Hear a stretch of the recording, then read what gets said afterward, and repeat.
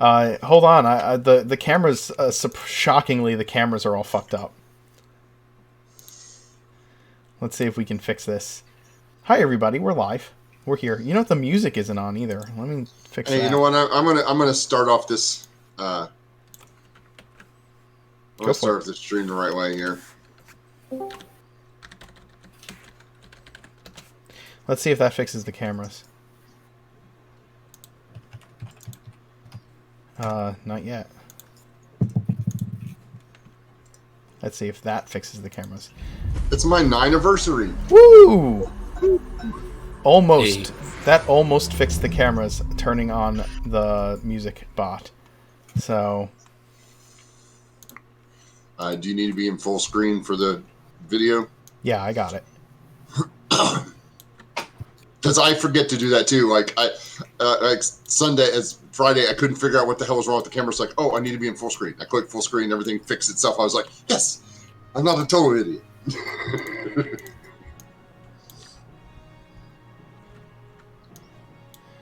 Yay! Oh boy. So, how's everybody been? All right, I guess. All things considered. We've already given away 2 sets of dice this month. Already. Yeah, we'll give away more. We'll give away more. Every 50 subs. Well, I mean, dice. It didn't hurt that you had 100 subs come in on one day. So no, it did not. No, it did not. I'm just saying, as somebody who doesn't have that many subs come in a day, I'm highly blessed. That can't hurt your numbers. I'm just saying. No. It very much helps. Yeah. So yeah, we gave away two sets of dice already this month. Every time we hit 50 subscribers, my sponsor farboco.com gives away a set of dice to one of you lucky folks out there. So yeah, I've got to give away. I got to send those dice out. Alex, you got one of you're getting one of those sets of dice. Yeah, except if you're me. Except if you're me. Except if you're Kim. Kim's not allowed to get dice. I'd eat and choke on them. Yeah, you're too young. I don't want you to. Yeah. I don't want you. What to are you talking about? He turned 16. He's a man now. Oh, that's right. He's a man now. Yeah, he's literally a man now. Why does my split can have the stupid thing on it? I don't know. Did it bump you out of? Do you have to re-log in? Because I had to do that the other day. Did it? Yeah, you have to reopen the program and log back in. You know what? I'll leave it up there as a cool little shout out to them because, yeah, they do make everything look really nice in the background. So. XSplit, yeah, hell yeah. Yeah, we'll give them a little shout out today because I don't feel like fixing it. I'll have to get in touch with them and ask them to sponsor me. Yeah. Alex, your camera is frozen. Suddenly. Again. Yeah. Well, when I first came in. It's actually very laggy, not frozen. Yeah, it's not actually frozen. You're just a slideshow. I don't understand why. Oh, no. It's just slides of Alex. It doesn't make any sense. It's because of the cosplay. Yeah, maybe it's your headband. It's the additional data that it's taking in. It's like, I can't handle it. we can't handle Lundy in a headband. He looks too much like Rambo. It's scared of you. Try closing your closet door. Maybe he's trying to focus on the beer and toilet paper. I'm just messing. So, it's actually that Vasir is moving so fast that we're just seeing after images of him. Oh, good God. Yeah, that's it. That's it. And that's why Nora gets muffled because it's just Luna's internal monologue. She's not actually speaking out loud. I don't know if it was Luna's internal monologue, Nora would just be crying on camera for like 2 hours. I don't know if you guys saw it, but I did some calculations, and if I can get Vizier to level 20, as well as give him 2 extra like boons on top of that, I can make him run about like 52.5 miles an hour. Oh, Jesus Christ. Which you will get just as the campaign ends. Yeah. Because that'll be the end of the campaign is Vizier going, well, gotta go back to the monastery. And we just see this roadrunner cloud and this little streak of dirt as Vizier takes off. All right. And Serrani waving, say hi to the troll. Say hi to the troll. Good God. No, because we've got to end the campaign with Vizier and Luna getting married, so it's just Vizier carrying Luna over the threshold at like Mark 2. Luna's skin is just sloughing off as they move so fast. Yeah, he moves from the door to the bed so fast that all her clothes and all their clothes are and gone. then he's going really fast and bumps into a tree and falls unconscious, and Luna protects him from it. The problem is that Vizier will be running that fast in the wrong way, and will have the Superman 2 effect where the entire globe goes back in time, and then you'll have to save Oridon from the Demon Lords all over again. Yeah, that's yeah. Mark, can we kill off Luna, please? Ayrton says that Vizier has his own flashpoint. Yeah. This is Vizier and Luna's future. So what do you want to do to get today? Should we could go over here, we could go to the market, we could go do this, we could do the garden, we can practice some kicks and some long jumps, we can go dancing, we could go out to dinner again. I really want to try that Pinot in the water again. What do you want to do today? And Luna's just like, oh my god, please make it stop. It won't take that long, honestly. What's that? We could just go to Twilight Hill all over again. I could run us right there. It won't take that long, honestly. And Luna will just be there like, oh, what happened to peace and quiet? I grew up in a village where everybody just stayed inside because it snowed all the time. Yeah, that's... Luna's married to the Flash. That's Luna's married to the squirrel from over the hedge. No, Sammy. You know what? I can actually see Vizier going, you want a cookie? Oh, good It goes all the way this way! It doesn't help that they're traveling with the hedge. Yes. Alright, guys. Why don't you go ahead and introduce your characters, and we'll get started. All right. Hello, everybody. I am playing Vizier, the Astral Self Monk, who is engaged to his fiancée, Luna, cleric of the party. Married. Not quite. No official ceremony has taken place. An unofficial ceremony took place. And yeah, he's kind of serves as the quote-unquote moral center of the group. But he's been having a hard time for a little while because, well, the group's getting pretty stressed out over the fact that there's a bunch of demon lords out there. So he's having a bit of a rough time getting everybody to be calm. But he's doing his best.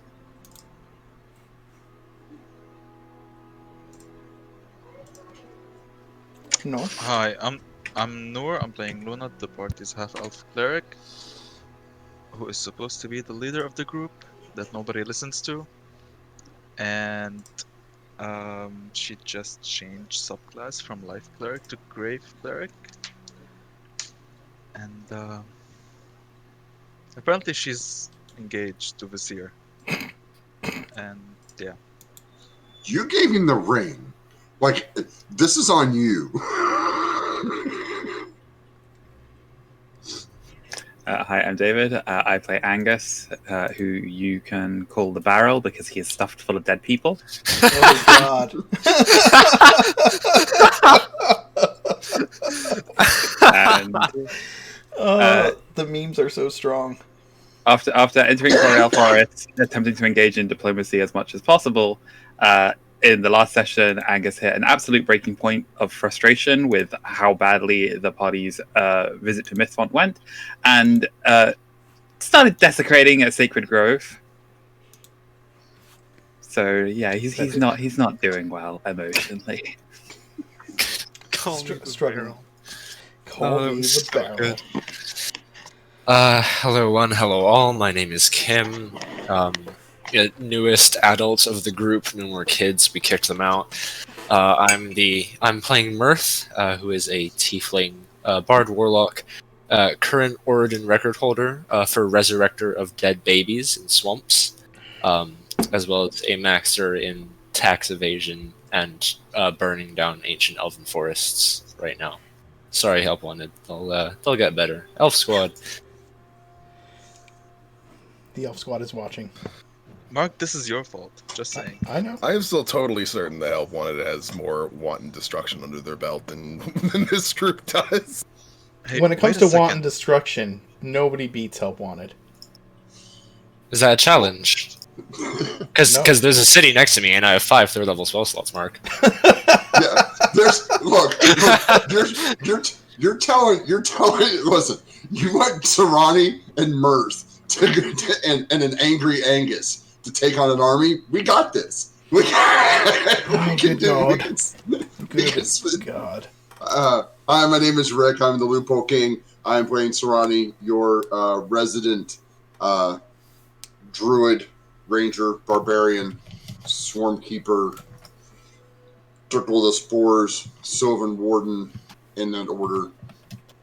And Serrani's kind of chillaxing at the moment.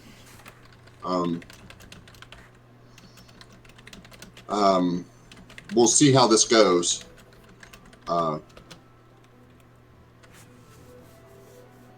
Yes, I totally am.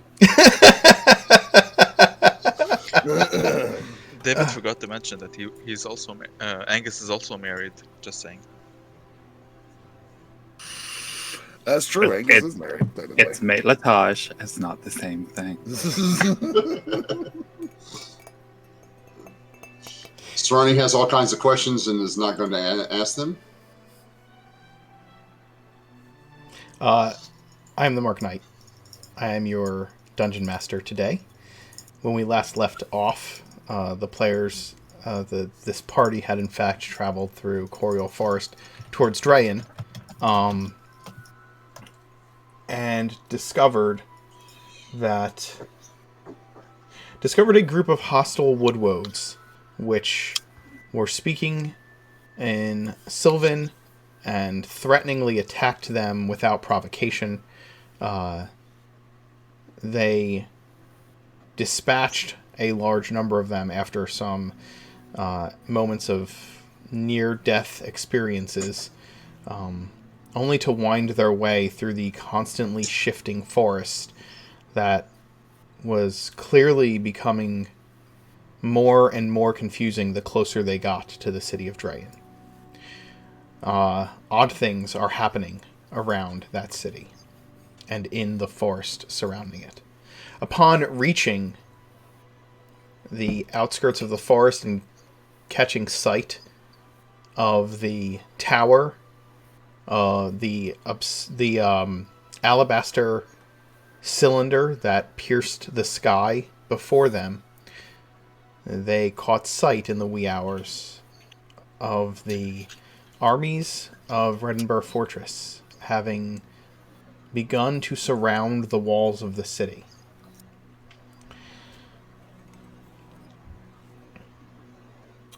Now, however, some time has passed. All of you are traveling, maybe in Visir's carriage, I'm not sure, unless that's still back in the monastery. So back in the monastery, yep. You're traveling from Ravenreach to the small fishing village of Darkhaven, just south of the city, where the mountainous cliffs just begin to taper off. The darkness and cloud cover from Ravenreach have stretched out over the countryside that surrounds it. There's constant gloom, even during the day. It's never really quite daylight. There's this ominous sense of heaviness that hangs in the air as you travel. Just a sense of this sense that the light, the joy is being pressed down as you travel these roads.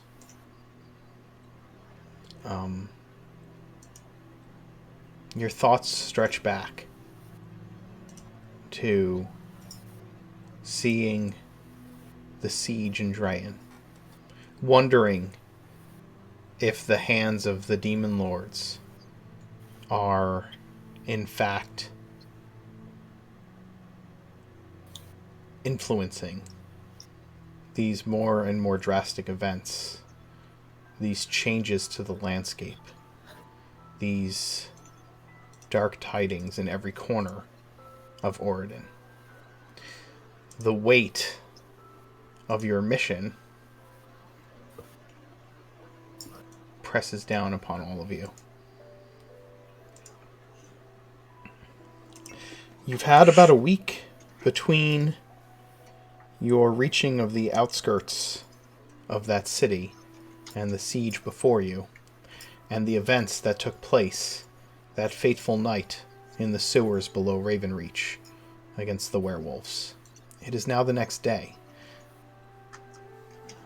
What have each of you been doing? What memory flashes to mind from the past week for you as you travel the roadways through these once forested brown cliffs that now just seem to have a foreboding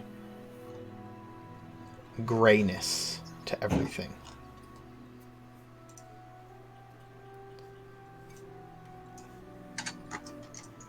And I'll let you each tell me what did you do during your downtime, or what part of your downtime most comes to mind as you travel in the direction of Darkhaven, following the events of the crossover.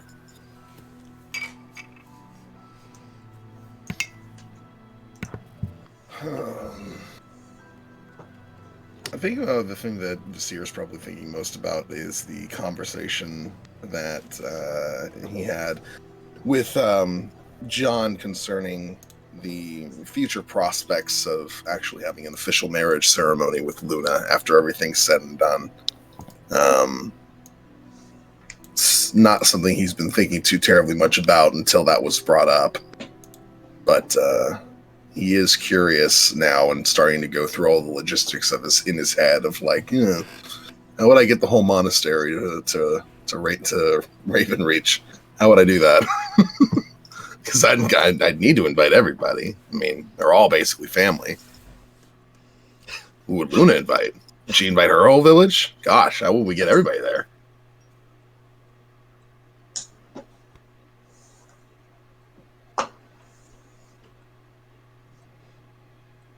Mirth,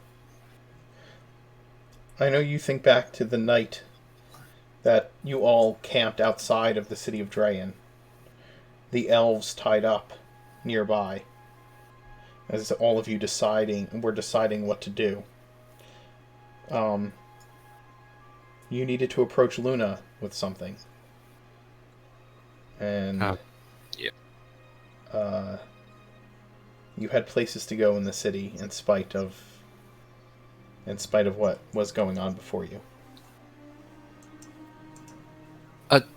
Luna, do you have a minute?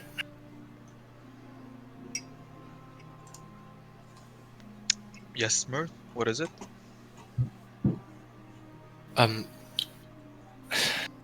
thought over this for a bit, and it would probably be better to tell you in case, nothing's going to happen, but just so that you knew. I'm going into the city tonight, because there's a certain someone I need to visit. Take me a few hours at most. I'll be back by morning. May I ask who? My brother. You have a brother in this city? Yeah, in a way, yes. Um, sh- should we be worried? No, you shouldn't. Now I'm worried. Yeah, I know that was the part of me telling you I was worried about. But it was better than you waking up in the middle of the night without me in the camp and then uh, crying for the next 4 hours until I got back in the morning. So I figured this was safer. Is there a way for you to contact us in case something bad happens? I have sending. Out of character, I mean, how many times can you use that? Write my name in your book, infinite. You mean write her name in your book? Yeah, write her name in my book, yes. But I don't want to show Luna my devil book yet. In character, 3 technically. Or 4, rather. No, 3, because I'll need to get out as well. If you don't want us to come with you, then we won't. I won't even tell them about this if you don't want me to. So I don't. do I just whatever thought you I was must. thinking you Just were. get back here as soon as possible, I will. I will. and be careful. Always. Alright, and then he'll Oh, do you want me to like give a brief summary of that, or do you want to actually like Yeah, roleplay you that? you can give a brief summary. All right. So as night falls, Mirth kind of just doesn't go to sleep. Wakes, like rouses himself early-ish. Oh, Angus doesn't sleep either, does he? Or did that change? That changed. I have to get a full night's rest now, so. Oh, ew. Okay. Well, he'll sneak past Angus. That sucks. Ew. I'll cast Fly to just gracefully hop over the city walls by night cover. I'll give it like a wide arc so that dark vision isn't a problem. Okay. Touch down and just head to a big, like, square cinder block looking building.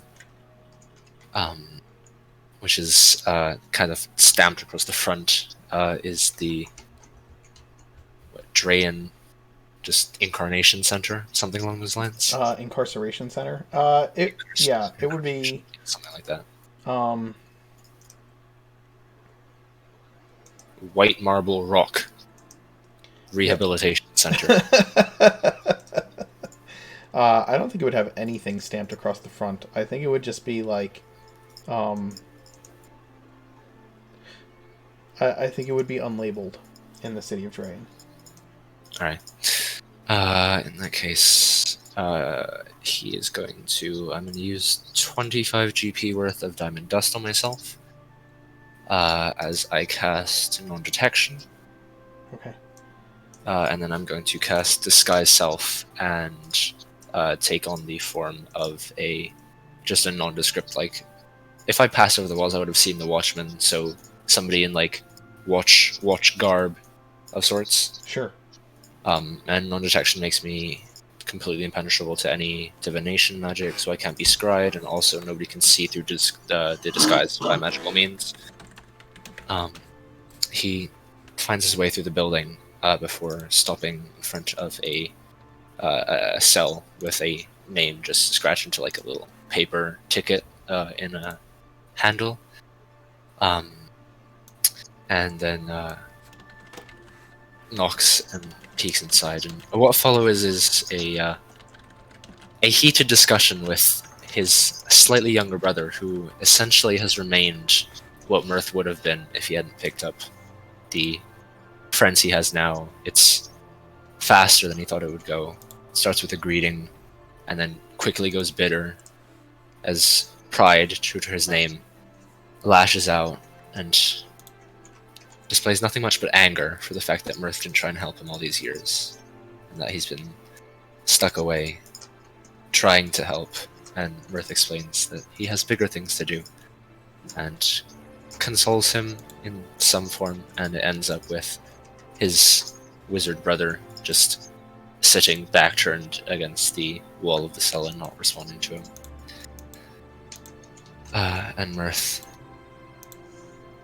thinking it's probably not safe to remain too close for too long, even with the magical protection, eventually leaves, flying once more up onto the lip of one of the watchtowers on like a balustrade that sticks out beneath the actual parapet. Mm-hmm. And he sits there for a few hours, looking off towards the river and towards the distant spires of the mountains that he ran through away from his home. And as the sun rises, he feather falls to the base of the wall and just slinks back into camp and gets a brief but angry nap in.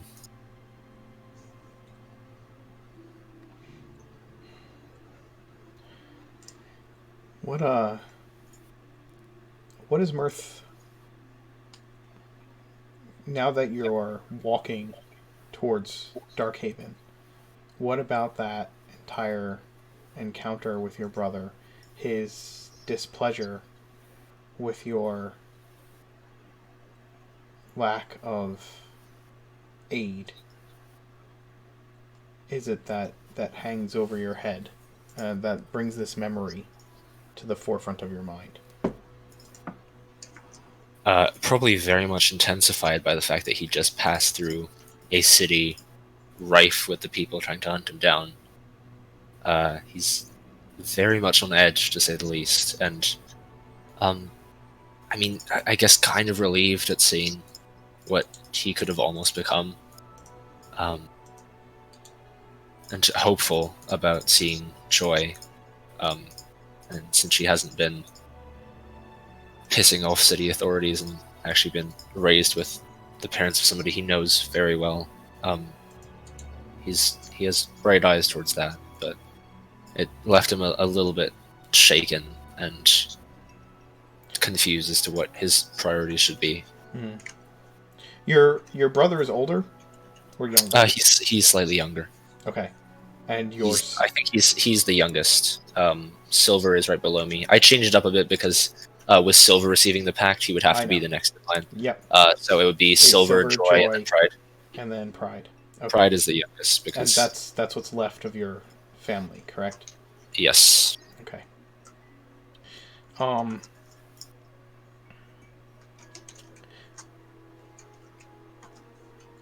Angus, you're headed home. You still have the letter. It's unopened, if I'm not mistaken. Yep, it's not exactly the first thing on Angus's mind, but it is still there at the back. It's more... Oh, sorry. I'm sorry, I didn't mean to interrupt. Visir calming Angus down in his fury and his destruction of the tree in the grove, and then the way that the elves looked at him sort of sparked a little bit of internal reflection. And as Angus was spending an evening meditating with Visir that night, trying to get more in touch with his past lives, he was sort of trying to pin down Merla, who is not an easy person to have in his head. She's distrustful and a little bit slippery, trying to avoid answering too many questions about her lives, not wanting to dredge up memories from the things that she went through. But knowing that they sort of stumbled into a grove full of creatures of the forest speaking in Sylvan that the elves had some degree of respect for, Angus was trying to sort of pin her down on, okay, this deal you made with the Harvest Queen, this debt that's been repaid that Lark told me about, what is it? And Merla, being Merla, is not answering and slipping away and being somewhat duplicitous. But then during the visit to Ravenreach, John and Lark had let Angus know about the hags and the hag that had been burned during their visit to Darkhaven, and that has once again sort of brought that whole notion of like, I don't know enough about like extraplanar creatures Mm-hmm. to know about this. So like, Merla, if you know anything that can help, because there might be more of them out there. And so it's just been, trying to appeal to any sense of conscience that she has. Tell me again about Merla, what you already know about her. Merla didn't exactly have an easy life. She was not your average halfling who tend to have strong bonds of family and be very set in their traditions. She ran away from home at a very early age, had a very self-deterministic attitude, which resulted in her basically becoming a highway bandit. She was the kind of person who is more fond of like horses than people. Very open and affectionate with animals, spent a lot of time in the wilds, and basically would only ever cooperate with other people if there was like a good take that she would get from it. In a lot of ways, she's very much like how Angus used to be, which is partly why it's difficult to deal with her, because it's like looking in a mirror and not liking what you see.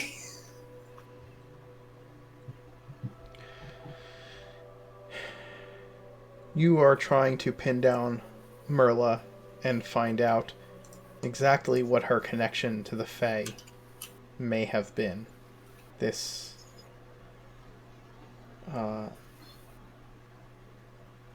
loner, this highway bandit who dealt mostly in keeping a distance from others unless it was to her benefit. In how was dealing with a Fae Queen some way beneficial to her, and what does she know about them in this situation? She is often avoidant in answering your questions, but I think that the pressing nature of these hags that are hanging over your head would allow her, or would cause her, to squeak out some information. As you've already said, if she only will cooperate if it is advantageous to her, and keeping you alive is advantageous to her.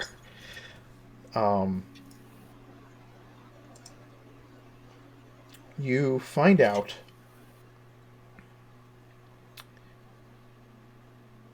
that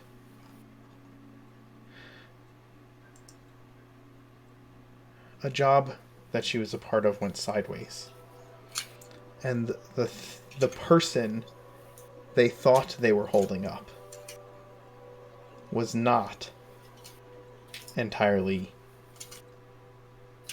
humanoid.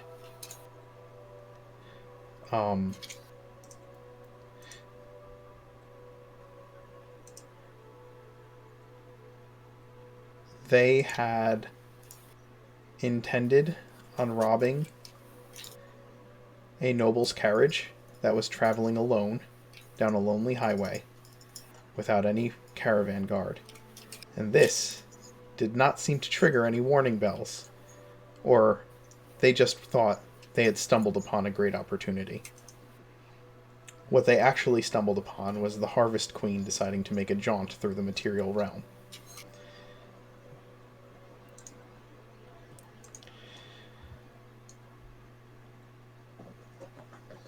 The end result for stealing from Emrose was that she now owed that queen a debt. But in the performance of that duty, there was something that was beneficial to Merla, which she will not tell you what it was, that ended up resulting in Emrose profiting heavily In the process of her repaying her debt to Emrose, she then indebted the queen to her inadvertently. She won't tell you what she did, and she won't tell you why she did it. But she will tell you that deals are very important to the Fae, is what she learned that day, and that there needs to be a balance repaid. It needs to be even. There can't be... One side can't benefit the other. It's not like her usual dealings where she tries to get out ahead. You can't with the Fae. If you try to do that, it just doesn't work. If the hags are anything like that, then they're going to be trying to make bargains that trap people into repaying them.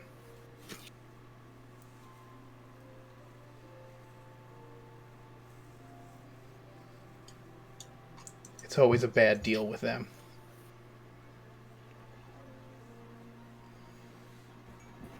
And then, yeah, because Angus did promise Visir, he would also, like, when the group are, like, gathered, explain, like, the details of what John and Lark explained to him, like, as succinctly as he can. Just explaining that it was an attack by a night hag. Several children in the village were abducted by her, most of them killed. The dance were able to save the last child who was abducted. And one of them was my godson. So I'd like to go visit Siobhan if I can and just tell her and Perry that I'm sorry. I wish I could have been there to stop it.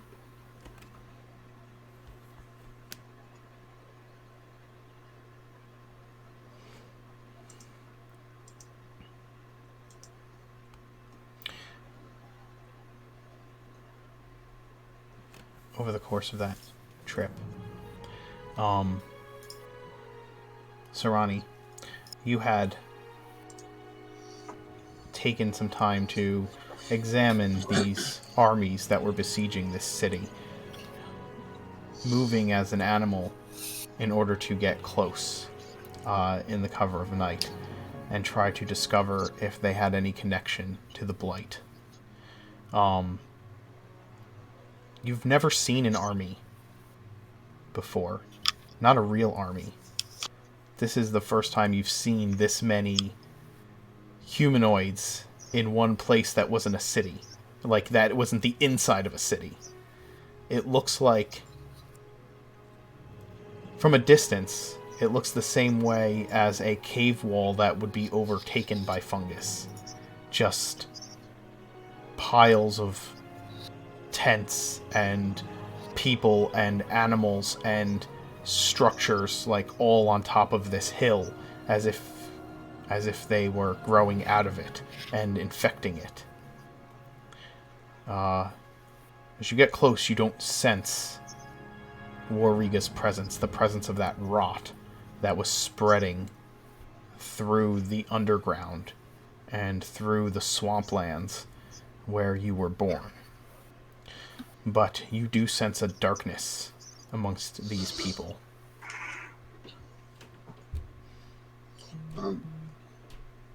Srani made his way to the larger of the tents, like where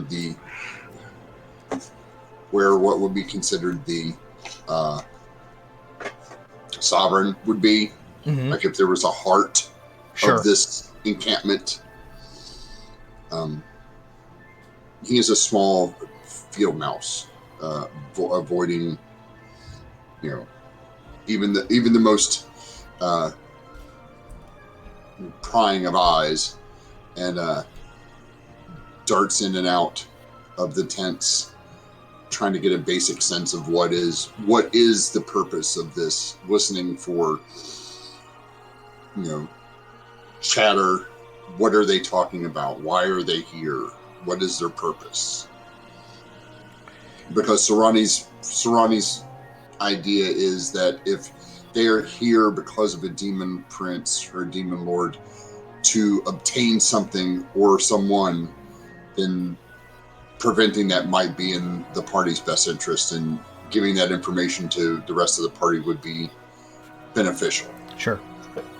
You weave your way among the tents. Do you have Pass Without Trace? Is that a spell you have? I believe so. Okay. Because yeah. you can concentrate on a spell and then transform into a creature and Yes, maintain I can. concentration, right? I can do. So if you had Pass Without Trace, you could cast Pass Without Trace and then turn into a mouse and have the size of a mouse plus Pass Without Trace, keeping you safe.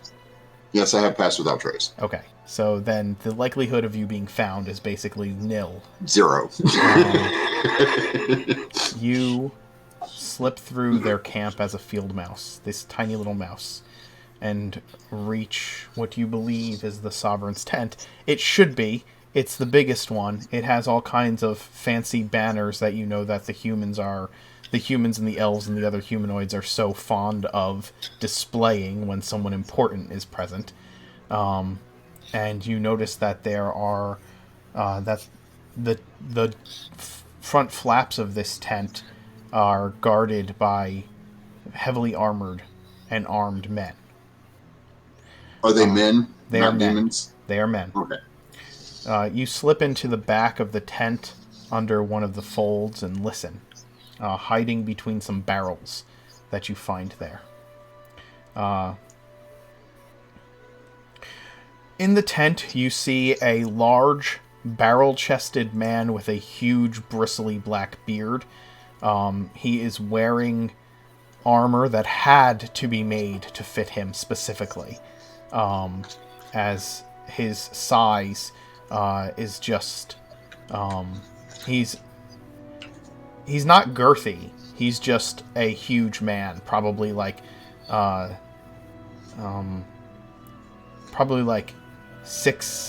or 6'9" in height and broad-shouldered.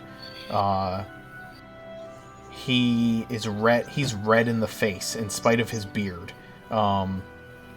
You can just see that he is just red in the face and kind of maybe drunk. Definitely sputtering from, like, spittle is flying out of his mouth as he talks to his subordinates. He shouts that this siege needs to be over quickly. They need to get into those walls. The whole point of this is that they need the rations that are inside, and if they get into an extended siege, the city's going to eat them all before they ever break through the walls. They need to get through fast, and he doesn't want to hear their excuses as to why they can't just get into the city immediately. He doesn't care about the magical defenses that they have. He wants in this city, and he wants in this city now. He is irrational and angry, and when one of his advisors says, "But sir," he throws a tankard of ale at them, which splashes all over them. And he's just... he just slams his fist onto this wooden table that is, like, placed upon a stump in the center of his tent. And the military pieces, the wooden military pieces that are on the table, on the map of Draen, on the table, just kind of, like, rattle and shake and, like, bounce on the table, and some of them roll off onto the floor as he continues to shout that he's tired of their stupid excuses. He doesn't care about he doesn't care what kind of defenses that they have. Find a way to get into the city, and find a way to get into the city now. Serrani will only hang out probably about 15-20 minutes just to get a gist of what's going on, and then he'll go back. Okay. He's not... I've only got a couple of hours in this form. Yep. I mean, I can reuse it and stay in for like 4, but that's pushing my limit. So 2 hours is fine. Okay. I don't move fast as a mouse, so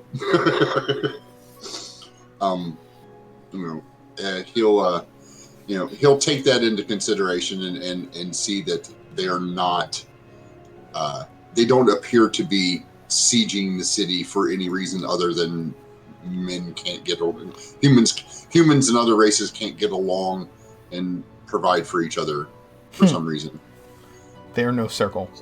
Yeah, they're not a circle. That it's been obvious for a while, but Sorani is now completely unsure of who should be in charge of this circle of humans and gnomes and elves. Right. Yeah, all the circles, because it seems like they lack focus. Yeah. You did pick up 2 names. A Captain Zerket was one of the officers that was in the tent, being yelled at by this barrel-chested man who was being referred to as Lord Groft, or Baron, in the process of this communication. Lord who? Groft. Groft. Okay. Captain Zerket and Lord Groft. So Sorani will head back, and he'll come up to Luna as when I get close enough, I'll shift back into Sorani form so I can blend better with the small forest that we're the edge of the forest here. Yeah. And still pass out Trace, and then come up to Luna and Vasir. Friend Luna, friend Vasir, I have information about the army. Okay. As it seems that they are merely attacking the city for food because of this drought and famine that is going on. It doesn't appear to have. I did not smell the influence of Wariga or other demons amongst them.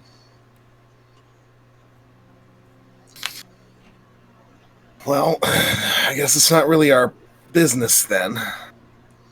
No, I don't understand why is it that humans can't work together to solve their problem like the circles? I don't know. People see resources as finite. This has to do with food, water, things like that, as well as gold.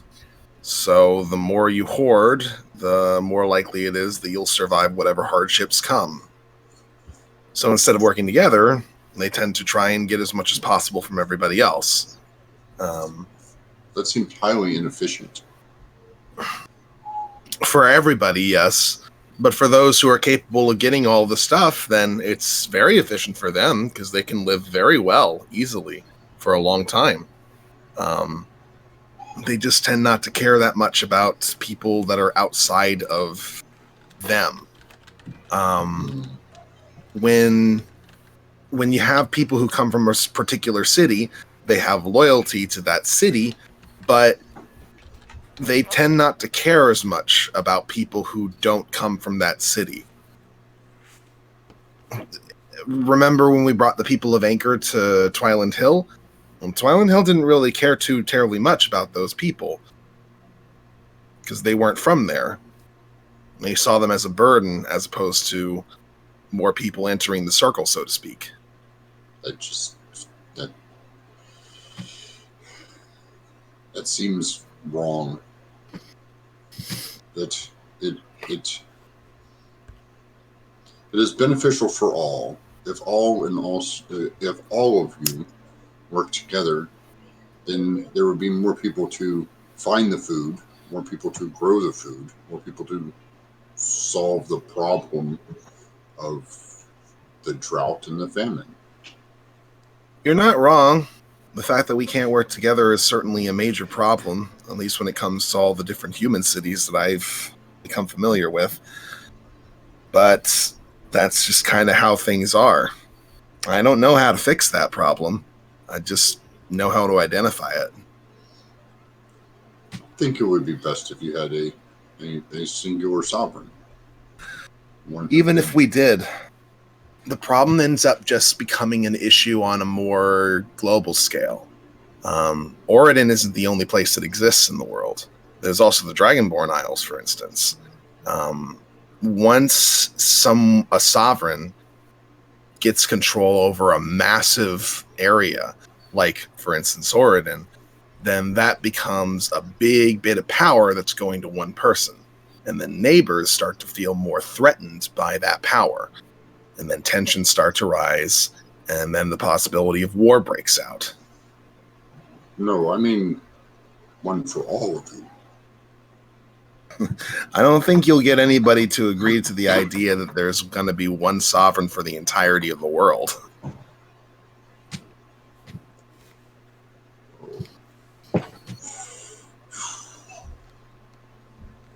If we did something like that, we would have to have somebody of infinite patience and infinite knowledge as to exactly how to organize everybody as to what would be the best way for them to live their lives. And a lot of people feel very much attached to the freedom that's offered to them by not having somebody be in charge of them. So I think maybe it would be better if you had a council of sovereigns. Like if you had people like friend Luna and friend Genevieve and friend Lart, and John, maybe if they were in charge, then things would be better because they seem to care about others more than themselves.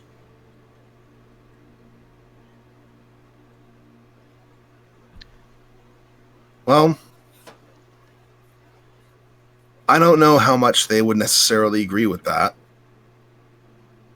One of the best things about somebody is when they're capable of being humble about the fact that they don't know how to solve everything. Even working together probably would be still a foregone conclusion that they're going to screw up a lot. And when you screw up and you have the responsibility of the whole world under you, well, that's going to be a lot of people who get affected. You don't have the opportunity to really be incompetent or to make a bad decision when you have millions of people that are under you that you're responsible for. And I don't think most people could handle that pressure. You need more spores. I think that's your problem. Because you can't all communicate at once, that seems to be an issue. Like with the melding, you participated, didn't you? Yeah. The only thing that I think would be weird about that, if everybody had them and everybody was able to communicate with everybody, I mean, outside of the fact that getting used to that in the first place would be hard, is you wouldn't just have good people being able to communicate with other good people. All the bad people would be able to communicate too, and they could become more organized. And that might be more of a problem. Well, no, if the council was directing it, it would be fine. You don't necessarily know when bad people are bad people. They keep that stuff hidden for the most part. So you offer the spores to everybody that you think are on the up and up, and then there's a bunch of people who are bad who hide that from you, and then they get access to it, and now they're able to organize a lot better and hide themselves a lot better too.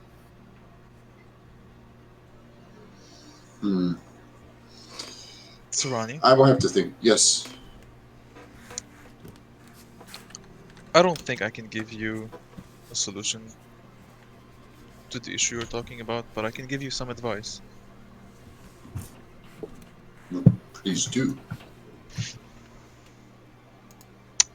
Well, as you can see, and she points towards the army, people can be horrible. But there's some good in this world, and we gotta fight for it. Try focusing more on that, and not on solving every single problem.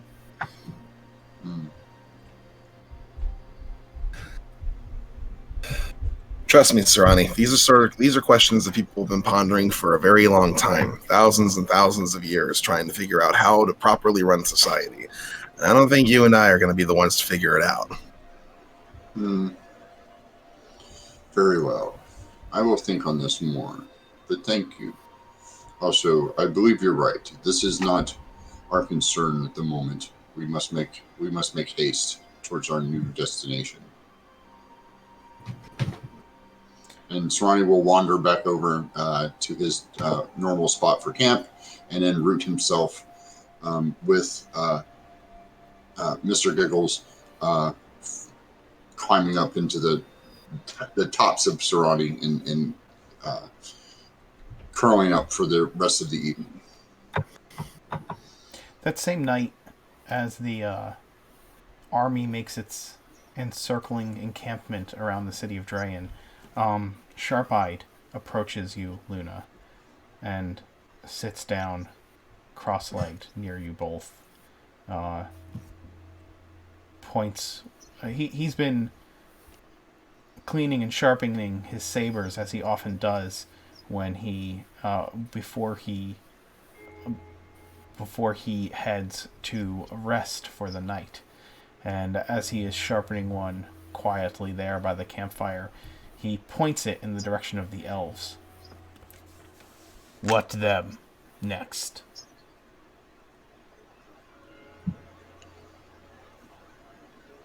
Well, if we want to give them a fair trial, I don't think that is possible anymore. So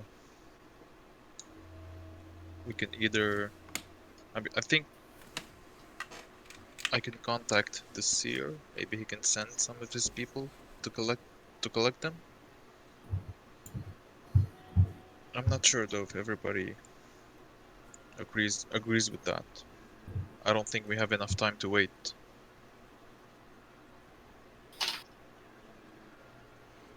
I don't think I'm back yet, so I don't know if this is happening. Like, These are just Yeah. conversations happening that night before everybody goes to bed. okay. So you may Okay. still be there at that point. Gotcha. No, we don't have time, and it's not like they're going to be treated well in a human city, considering their past. I say just if they want to run back into their forest, do it. They don't have weapons. We can give them a few swords, or I still have a few of their bows in my bag that I took, if they need to hunt or anything. No, we can't take them with us.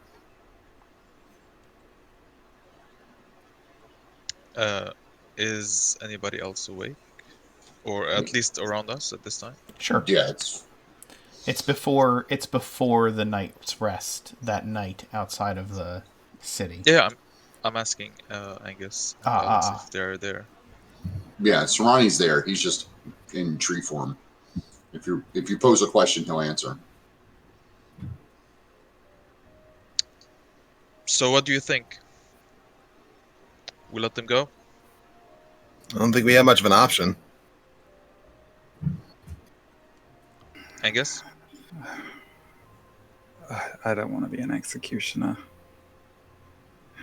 I don't exactly expect them to think fondly of me in particular and humans in general. They're probably going to go right back to what they were doing, but I don't want to kill them. Cut them loose. Let them find their own way back. She holds out her hand, like asking for one of your daggers? Or swords, or whatever. Sharp-Eyed points to the forest and says, "In there. Lost.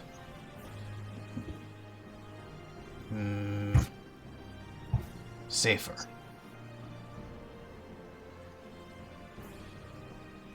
Let them loose in the forest. Sharp-Eyed nods. Yeah. Okay. I'll take care of that. Just get everything ready. Mirth will head off to where the elves are. With the two that ran off earlier, that leaves us with a dozen, I think. I think so, yeah. Yeah. Okay. He will. I kept a few of their items. I broke all their bows, so I'll pull out. Okay. I'll pull out 4 of their short swords, and then I'll use one to cut. Actually, no. I'm going to summon a Phantom Steed ritual, casting on the way, and then I will. I think it like appears with a bit and bridle, so I'll like rope 3 of the short swords onto the bit and bridle. And then I'll just turn around and announce in Sylvan, you're free to go. We don't have the time or resources to keep you. You can go wherever you want, but you might not find the lands too hospitable out here. We tried not to let it happen this way, I'm sorry. But yeah. I'm leaving you these. Split them how you want. I'm sure you can find food in your own home. Good luck, and then I will use the remaining short sword to cut the bonds, and then give the short sword to the first one who takes it, and then send the Phantom Steed off in the direction of the jungle. And then I'll just wait for them to disperse. Okay. They will kind of look at each other, unsure, and then head into the forest to find their weapons, knowing that they are outmatched, unarmored, and unarmed. They see no real choice in the matter. The leader of them, the druid who was with them, having had his focus and components removed from him, looks at all of you. He seems unsure of what to make of everything that he has seen over the past several days. And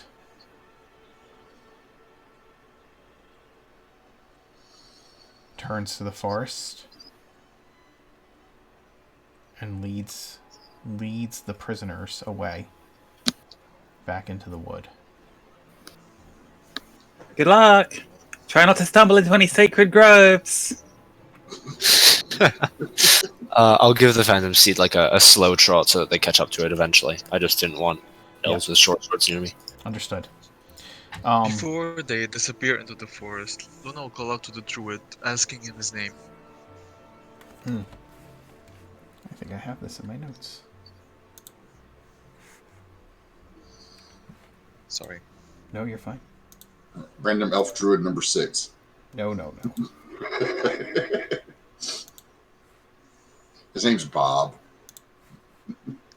Bob the druid. He grew up in the city. Became a druid out of spite. Kyle of the Dancing Oak. Yes. Arengar. And he tells you that he is sure that he will see you again. Better hope not. See, that sounds very ominous. I don't want to have to do this again. Don't go poking around too deep in Mythfont. I don't think it'll work out for you. You're not very good at this whole thing. She gives him a cynical smile and throw him about 4 rations and tells him that this is for your people. Take better care of them next time. He looks at them in surprise, picks them up, and says, Luna, he says to you specifically,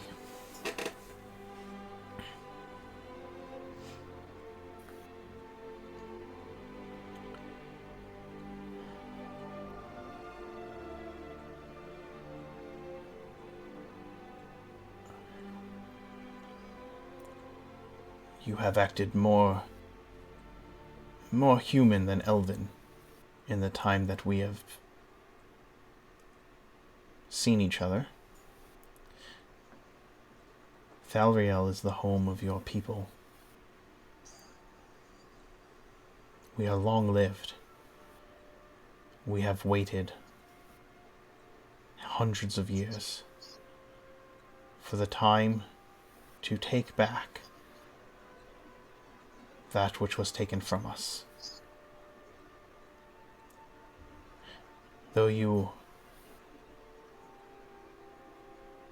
have found yourself among the world of men and not elves,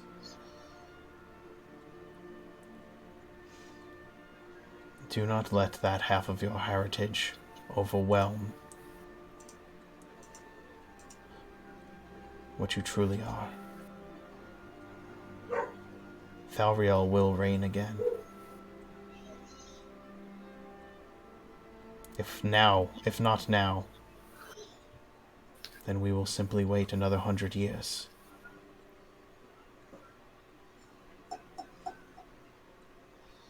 Picks up the rations and leaves.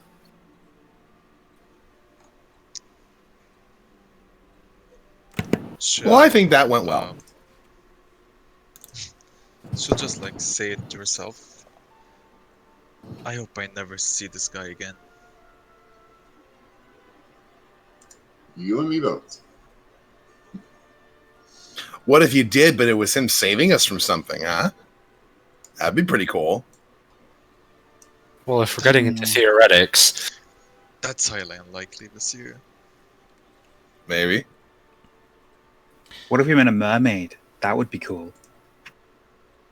Ooh, that would be cool. what if rain was caused by clouds and not by dragons with buckets? Let's not get crazy.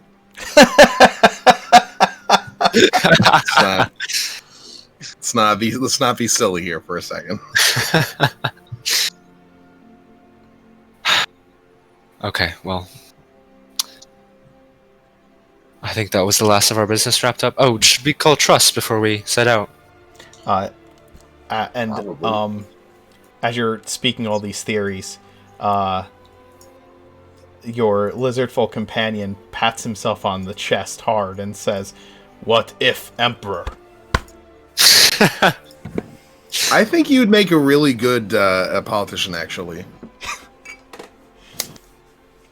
He looks at you quizzically, having no idea what the word politician means.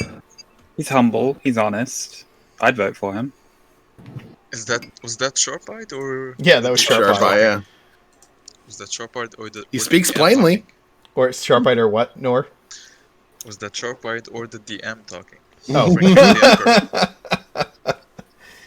Yeah, it was already I say Emperor. I say we just bring him to Grover and then drop him in the middle of a noble house. And just come back in like 3 years to his trade reign. I mean, yeah, he's from the noble house of Scalene. Yeah. Obviously. Well, duh. Actually, isn't her surname McLizardfolk? The noble house of McLizardfolk.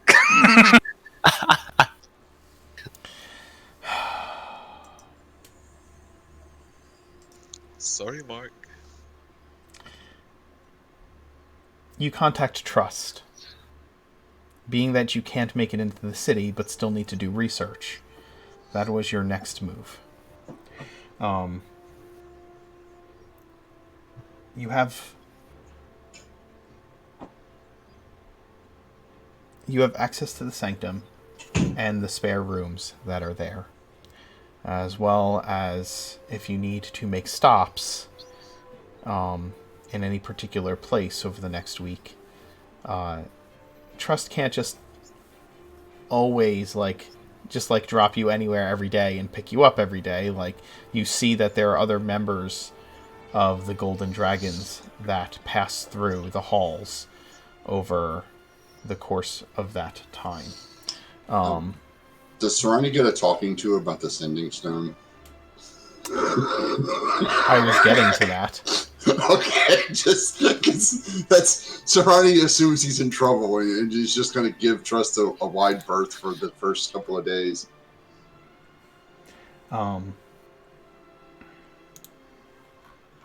Yeah, Dio, that's exactly what I'm asking.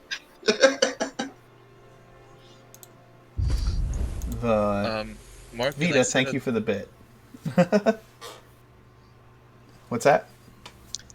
I was trying to say that if Trust opens the subject of the stone, Una would just interfere and like direct the conversation away from Tsurani. I Does see. that make sense? The conversation starts with this. After you arrive in the sanctum, Trust sets you up with some rooms, and after setting you up with some rooms, there are a suite of 4 rooms and a center lounge that he has for that is set up for essentially knights that need a temporary place to bunk down for some time. And he sets you up with those rooms. He says he put clean sheets out, or he had his servants do that, because they had recent other guests. He also pulls the sending stone out of his jacket and says, "Now, if one of you can tell me how this ended up in the Feywild in the hands of a satyr, I would greatly appreciate what happened." Oh, that's very simple. I traded it for some feathers that we might need. Tsurani, All right. that didn't happen. Come on. I'll pull out like the luau of feathers from my bag and then put it on my neck and like give it a little hula shake and display them. Trust, making similar facial expressions to what I'm making now. All right, let's back up just 2 steps here, real quick. This is not yours to trade. Let's start with that. Actually, let's start back further than that. Who gave this to the plant? You did. Yeah, you did. Yeah, that's on you. Okay, mistakes were made that will not be repeated. I just want to give you a little bit of advice here. We're talking to Tsurani, so we may need to go a couple of steps further back than even you're intending. Tsurani, personal property is defined as... Okay, this is a conversation that all of you can have. Please continue to tutor your moving swamp. And let's see. I would say that you're probably the most responsible member of the party, he says, looking at Vasir, but I do not know if what you're wearing has clothes. What clothes you're wearing has pockets. I have a backpack. Oh, come on, we have a chance to make it canon that Vasir wears cargo shorts. Or at least cargo pants. Yeah. Trust puts the stone down on the table in the center of the common room of these suite of rooms and says, "I'll let you decide who should carry this." This is after our crossover, correct? No, this is pre-crossover. This is before we get sent. Crossover. Okay. He places it down on the center table and says, "I'll let you decide who will carry this, and I will tell you that incessant daily calls from a satyr for over a week is the least fun communication you can possibly have." Really? She I heard seemed quite satyrs are really nice. fun. She seemed quite nice. Okay, let me change that. If you're looking for that sort of thing, it is the most fun conversations that you can have. But when you are trying to be the seneschal for an important being and his influence upon the material world so that demon lords do not take over the entire existence of Oridon, it's very distracting. But wouldn't it be Luna's not helpful in if the you room had? anymore, by the way. She walked away about 5 minutes ago.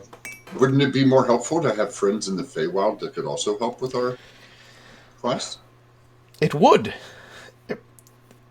If it were the right friends in the Feywild. I'll kind of telekinetically push the stone back across the table towards him. I may have a better solution that's much harder to misplace. I see. If you don't mind, now that Luna's gone, which is perfect actually, I'll pull out my book, and Fuck you, Kim. open it to a registry in the back, and just pull a pen out of my pocket, and then kind of pass those both to him. If you sign your name. I see. If you just sign right here, don't pay attention to the fine print. Trust will examine the book. You can tell by the way he's peering at it intently that he has, at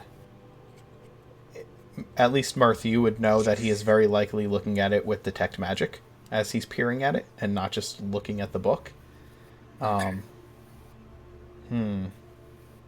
Don't worry, you'll only explode if I drop the voodoo doll too hard, so it's mostly safe. That's not what I'm worried about. These are the indications of the last time you were here. Something has changed. Pardon? The first time you were here, your companions were concerned because you froze the liquid in a glass. And now this. It's a means to an end, and unfortunately I don't have a better solution at the time. And this is indefinite communication as far as I'm concerned. Since then, Mirth has done a lot of things for me to believe that he's become a lot more responsible since then. I think he'll be alright. Trust nods. We all need to make allowances to accomplish what we're trying to accomplish. He signs his name in the book and says, "That is why Elorian has me. I can do the things he can't." What can a dragon not do? Trust smirks and says, "I'm not sure. I've never met a dragon." Insight. 17 on a sleight of hand roll to pick up the sending stone while nobody's looking.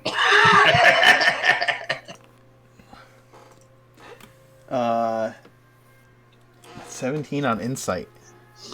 I might actually have to make a roll. As far as the sleight of hand, Luna's not in the room, so if anybody has a higher perception than 17, you see Angus slip the take hold of the sending stone. If not, I have an nobody exact notices. 17. Okay. So I would. That's actually perfect. Because Angus's plan was to gently just tuck it back into Serani, so can he just palm it to Serani? That will require a sleight of hand roll from Serani, unless Serani is not being stealthy about it. No. Serani is allowing Angus to put it wherever Angus would like to put it. Like he's just, I just see Angus grabbing it and just slipping it into some sort of hole in the vine somewhere. It's just like, take this. Shh. I'll just say that Luna's around the corner peeking, Okay. making sure nobody's. Well, then you see this entire interaction with the sending stone and Mirth's book, which Trust signs, and Serani, you can't tell if Trust is being wry or telling the truth. If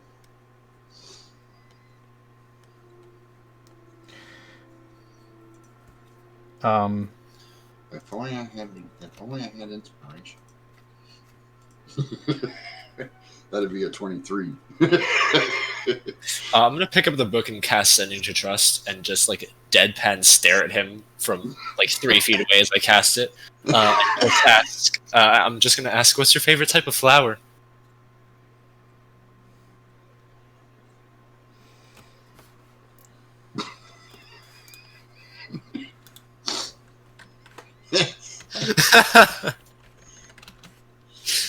Just remember, Mark, he recruited us, okay?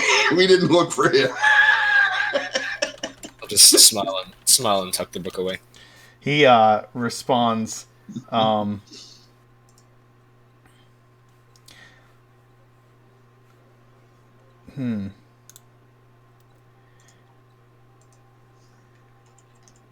you trying to make some sort of rude flower pun?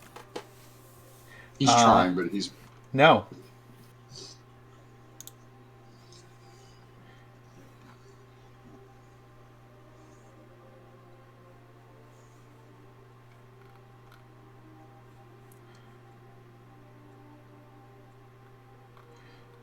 He says he looks dead at you and says white spider lilies. In through the sending.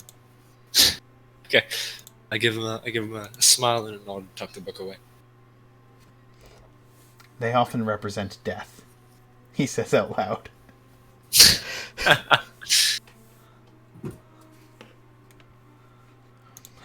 And Angus is just like muttering a little bit under his breath, like, "Yeah, Mama thinks they're gauche."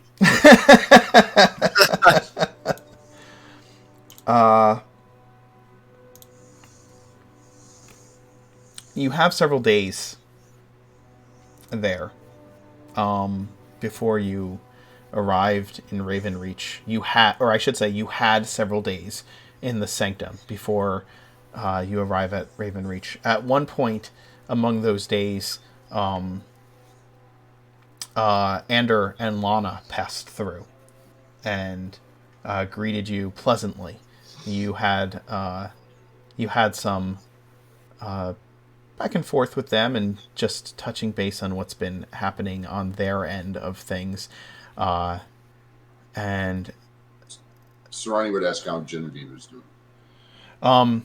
Ander explains that Genevieve is doing well, that her, Freya, and Felix have well established their adventuring organization in Twiland Hill, which is gathering a small number of members, one drop at a time, but that they've been able to do much good in the surrounding region because of that. He also, if asked, he will tell you that him and Lana will be heading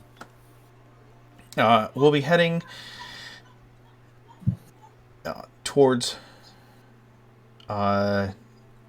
Ironstone Hall, as there have been unusual rumblings under the city, and they are being tasked with investigating that. Of course, There have been increasingly bad earthquakes in the mountains. I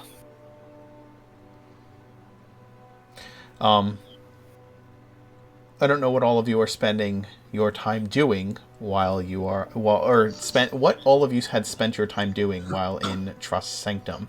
Although I know that there was a desire to research the items that you were looking for and take account of what you've already had. If there's a possibility, Sarani would like to go visit Baraldi to make sure that everybody's okay. If Tsurani tells that to Luna, she could offer her to scry on Baraldi, actually. I don't know that would work. I think that they're protected in the grove. I wouldn't be able to enter the grove. I would have to start outside and work my way and walk in.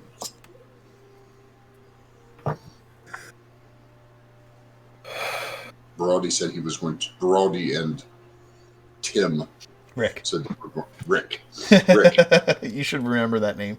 I always think of Tim the mage from. So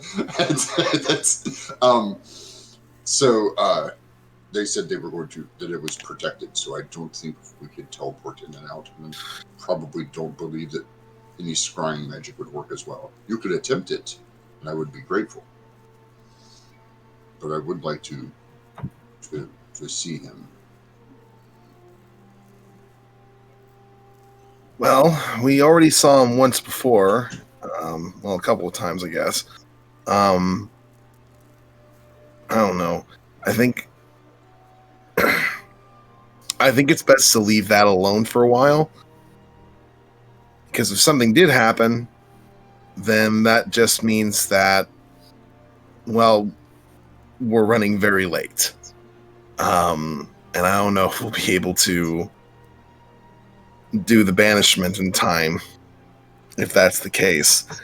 But I don't think that's the case. I think so long as we can determine that the entire southeastern quadrant of Oridon isn't covered entirely in fungus, we're probably still good.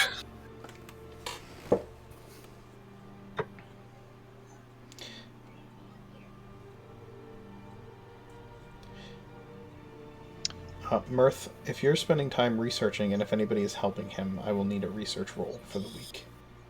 Yeah, question. Mm-hmm. So, Sharpite has proficiency in leatherworkers tools. If I wanted him to work on that,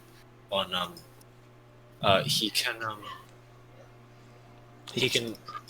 prepare the cloak with leatherworkers tools, right? Because I have to do this. Okay, so if he can do that on his own, right? Because he doesn't need my guidance to. He can do that on his own. Yes, he just needs to make a leatherworkers roll at the end of the week. Okay, so I will do research and then just give him instructions. Okay, I'll put it this way: if there's anything that any of you are doing for the week, the work week, that is a downtime work week, tell me. We'll make the rolls, and then we can move on to reaching Darkhaven after the break. Angus is generally going to be helping Mirth with research, as they're sort of also doing a little bit more of swapping skill sets of Angus teaching Thieves' Cant and Mirth teaching Arcana. Okay. And then Angus was also going to ask Mirth, the charm bracelet that you made for Vasir, are you particularly skilled with jeweler's tools? It's just, I still have some of that crystal, the quartz we found down in the cave, and we're likely going to be visiting Geneva at some point in the upcoming couple of weeks or so to report to Queen Evelyn, and I'm going to need to go as Annie, and I thought it would be nice to have some jewelry made from this crystal, and see if Mirth can assist, just make some very, very tacky earrings and maybe a necklace. I would love to help out. I do have jeweler's tools, so I'll do that whenever I can. Okay. Okay, so I am going to put. Do we want to research items or further information? Because I think we only know about 3 of the demon lords. We probably want items though, right? Because it doesn't matter if we know who they are if we just banish all of them. You just have to give me the thing you're researching, and I can tell you between 1 and 3 things about what you're researching based on your role. Okay. Do I want to do? What do we want? Do we want to do a feather? We have a relative guess on where the iron is, and if we're lucky enough, we could already have the Hand of Livingstone. You can do research on the ritual, just so you know, not necessarily an individual item. If you don't need to, if you understand what I'm saying. Can we determine if any of those feathers are actually angel feathers first? That is. And I was going to say more broadly, could we do just general religious research into each of the gods that we still need to find a feather for, to see if there's artifacts or parts of Oridon that are more closely associated with that god, so we can sort of narrow the field of where to start looking? Sure.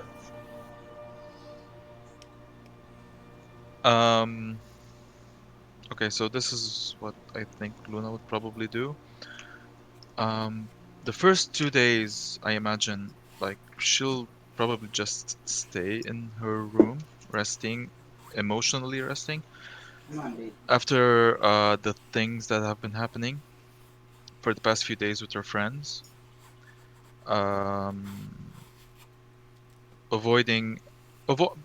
Basically avoiding all of them. That's one.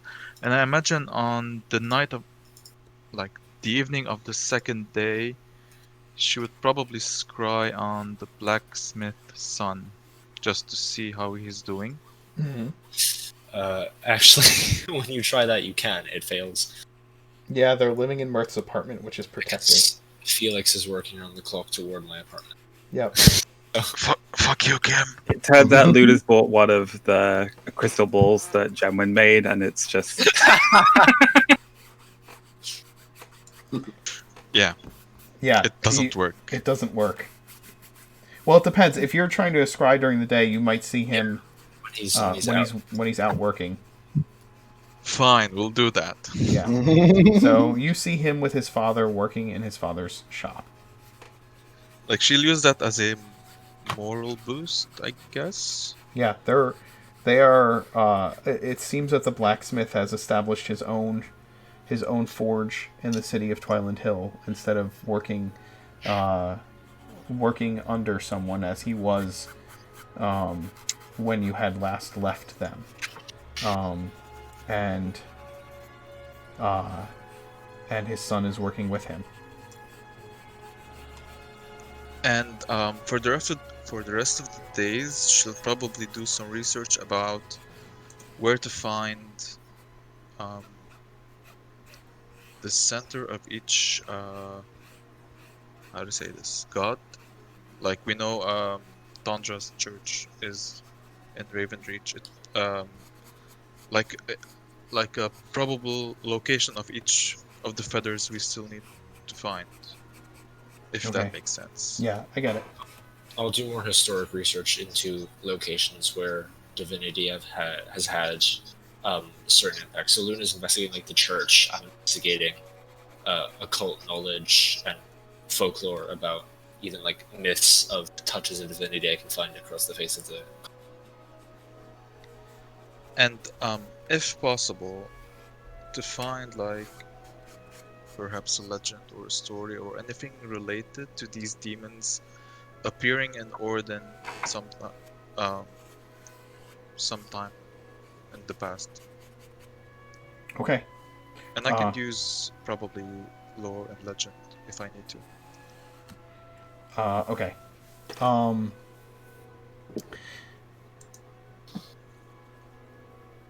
Then here's the deal. Trust can assist on arcane or historic research, giving advantage to your roll.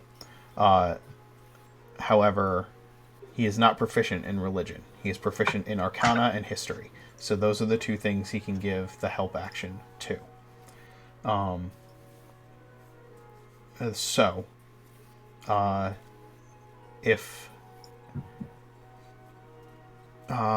So Luna, if you're going to research religious things, I will need a religion roll from you. If you would like to use legend lore to find out more about a specific person, place, or thing, you can use that if you have that spell. And then Mirth, if you would like to make a research roll on about the If Luna does the religious side of the ritual, I can delve more into the arcane part. Yes. Because that's probably what I'm much better in. That's fine.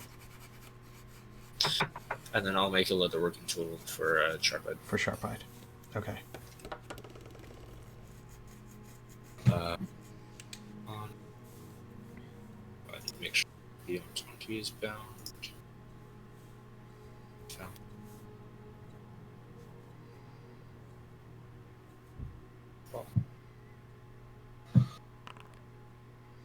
Jesus. 36 for me.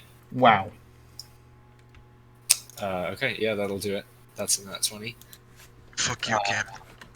Sharp-eyed. I'll use guidance on Sharp-eyed. I don't think anybody can help him. I don't know if anybody has proficiency with leatherworking tools. And you'll also need to make a jeweler's tools roll. Okay, I can do that. For Sharp-eyed, it's... Jesus. Oh, wow, okay. 25 for Sharp-eyed. That is a success. I'll do jewelry for Angus. That is 21. Also successful in making Angus's jewelry. You can play that out. And then I need to open up this for...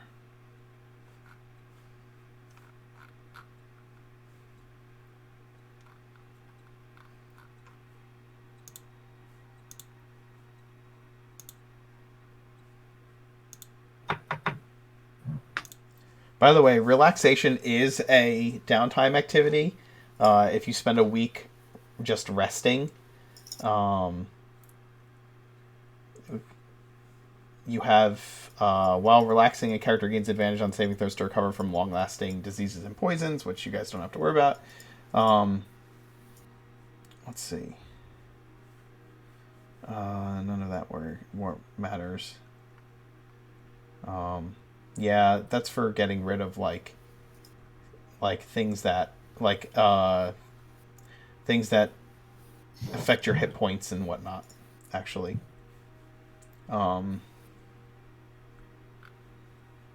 research.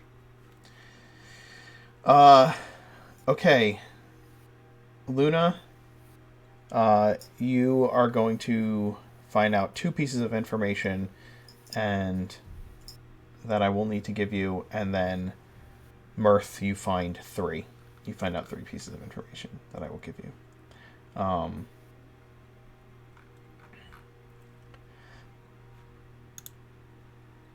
Essentially, okay, so Luna, you are looking into where the religious centers similar to Thondra's temple would be. Is that correct? Yeah, like maybe there's a probability to find the feathers there. Sure. I will tell you that there are ones that you know that are just given, so these would not be the ones that you would be researching because they are given knowledge, which is that the Temple of Thondra, the primary Temple of Thondra is in Ravenreach. The primary Temple of Orad is in Geneva. Those things are true.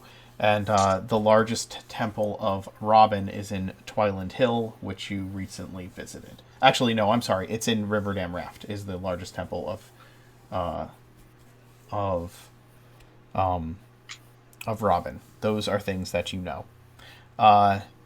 You find out that the oldest record of a centralized centralized lore, or the place that lore points to as the centralized worship place of Nadara was once the city of Thalriel. But that's legend. Most places of worship for Nadara tend to either be there are some temples of Nadara like the one that you saw, or sanctuaries of Nadara like the one you saw in the elf home, but the rest are typically just like groves and important places of nature. That's one piece of information you find.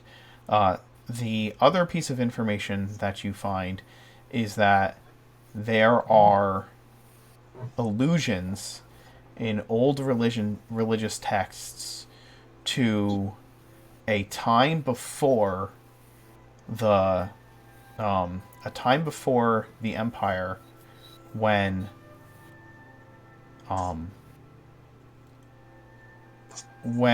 the gods of Oridon actually bestowed weapons or items of relics, essentially, of great power to champions in order to guide and protect the people of Oridon when things were bad, when things were wild, when there was no civilization, when chaos ruled, essentially. But any mentions of the demon lords being present in Oridon the way they are now, you do not find anything about anything that seems to indicate that, or if there is any kind of lore about that, you don't find it here. Does that make sense? What about Vidian?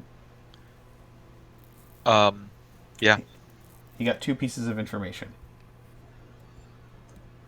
That's what you got. Okay. Thank you. You're welcome.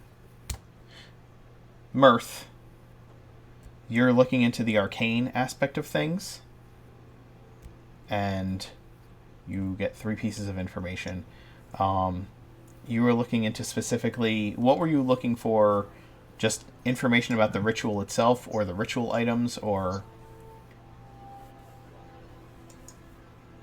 Kim? Was muted. Any mention of the any previous incarnation of this ritual, or also any information regarding the demon lords we don't have information on, and any mentions of the items we haven't acquired yet, most notably the bands of iron. And if you don't mind, can I use the nat 20 to peruse all the feathers and see if I can find any significant ones in the meantime? Yeah, I'm gonna make a roll to see what kind of feathers are in that boa, because I'm gonna make it random. I'm gonna make it random. But let's see. I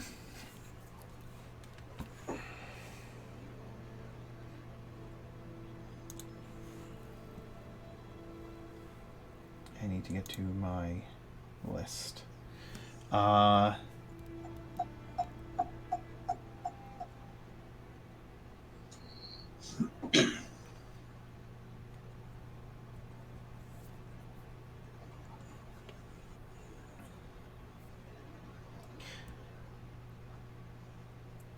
You discover that there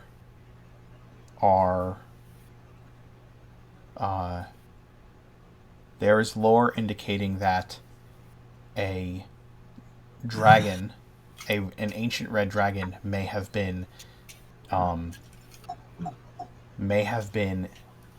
captured by the dwarves sometime towards the end of or immediately after the cataclysm, and that it was used to essentially fuel the forges of Ironstone Hall some couple thousand years ago, and that if bands forged from Dragonfire would be anywhere, they may be there.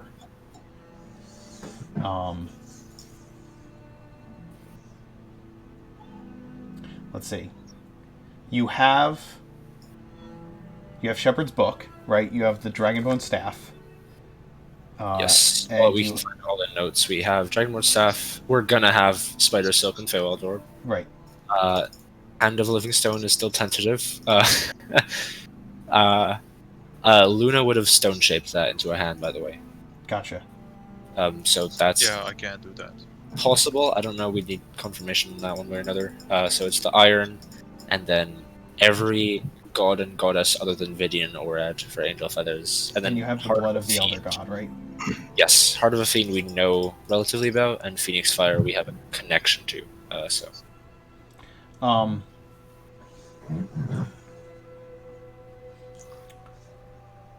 I'm just gonna straight up tell you this because I've been hinting at it, and I'll just straight up tell you, the sword of the Phoenix Legion is imbued with phoenix feathers. It is part of the process of making it.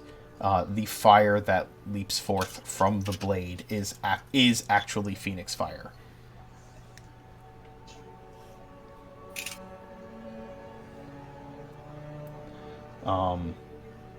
And then I will give you a piece of information on the demons that you are missing. That will be the third piece of information I'll give you. Perfect, thank you. So...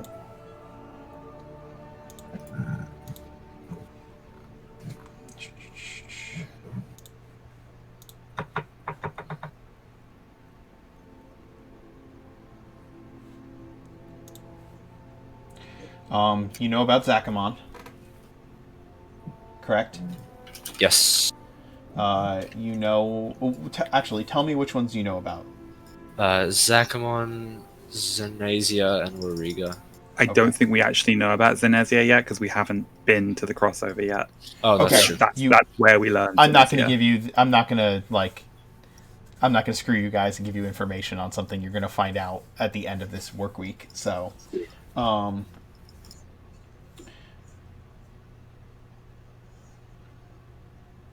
let's see.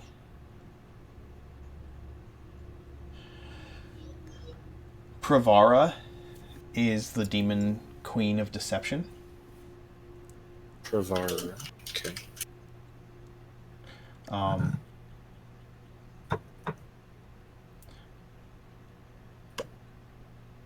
And Andoru Marak is the demon lord of darkness. And say that again? Andoru Marak. Marok. Is that one word? It's hyphenated. Okay, yeah. I spelled it as best I can. You can correct me later. You know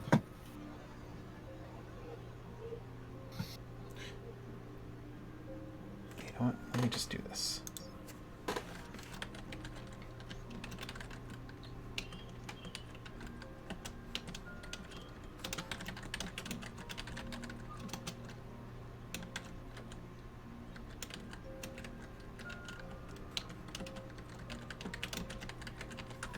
I'm really, really annoyed there's a Queen of Deception, and that's not the one we're going up against, because our party are so equipped for that.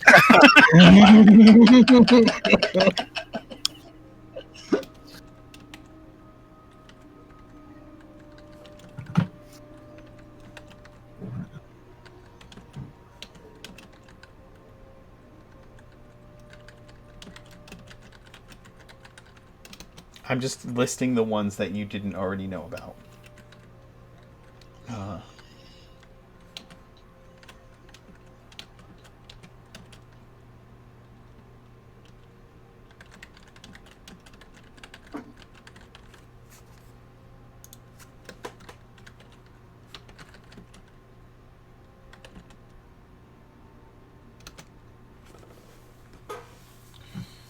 They're in Foundry.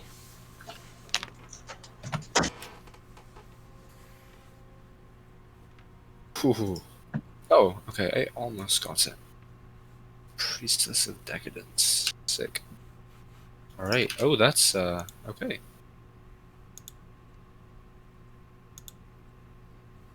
Okay. Fucking 36 on Arcana. Beautiful. Okay. She's not a queen, she's a priestess? Yes. She goes by priestess. Or high priestess, actually, is what she would go by. Supreme Commander. Mirth. One day when you are doing research, Trust approaches you.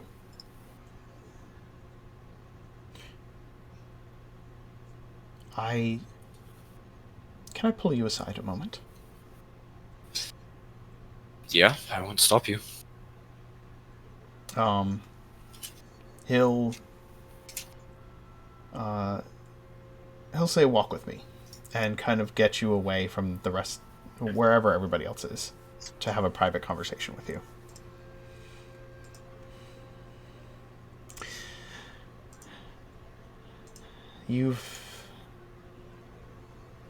Did you tell Trust that you entered Mythfont? We have not yet. Okay. Alright, that's fine.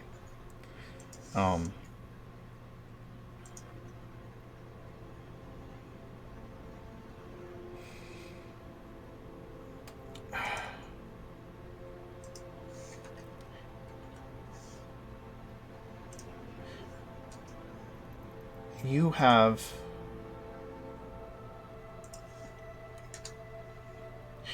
I think we are like-minded individuals in certain ways. You and I. Especially when it comes to knowledge of things lost or things better forgotten. Would you agree? Yeah, I would.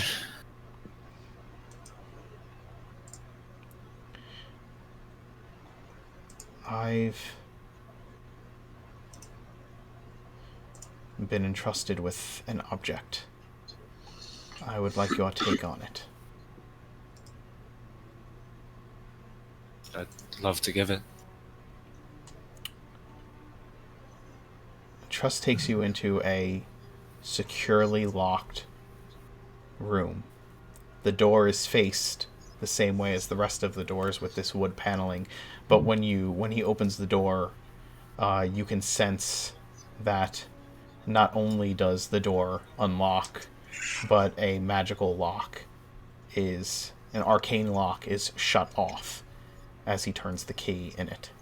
When you go through the door, you could see that the door is actually 3 inches of adamantine, faced with wood, to look like all the other doors in the hallway. Inside is what you would imagine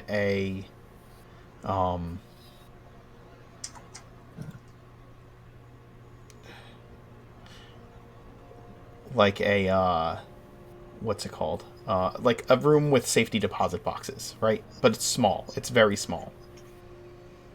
And he opens one, and he draws it out, and inside is an obsidian longsword.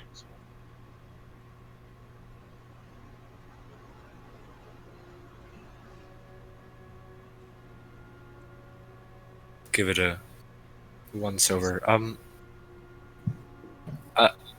not an expert with swords. Are you an expert on legends? Like to consider myself one. This sword belonged, at least I've been told, to a death knight in service of Enin Volkmar. I've identified its properties, and yet I get a sickening sensation whenever I look at it.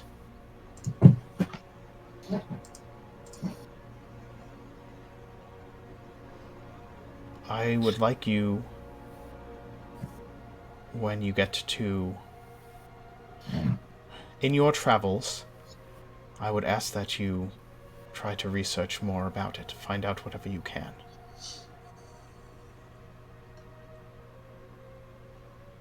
I can do my best. Death Knight in service of Enin Volkmar. Longsword, I can do that. I was told his name was Solavel.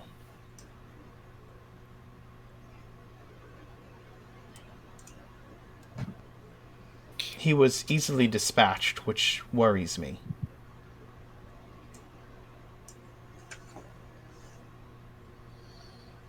When and where? He puts it back. 7 days ago. Outside of Ravenreach. Or, no, I'm sorry, in the Ancient Forest. He puts the sword back and locks it away.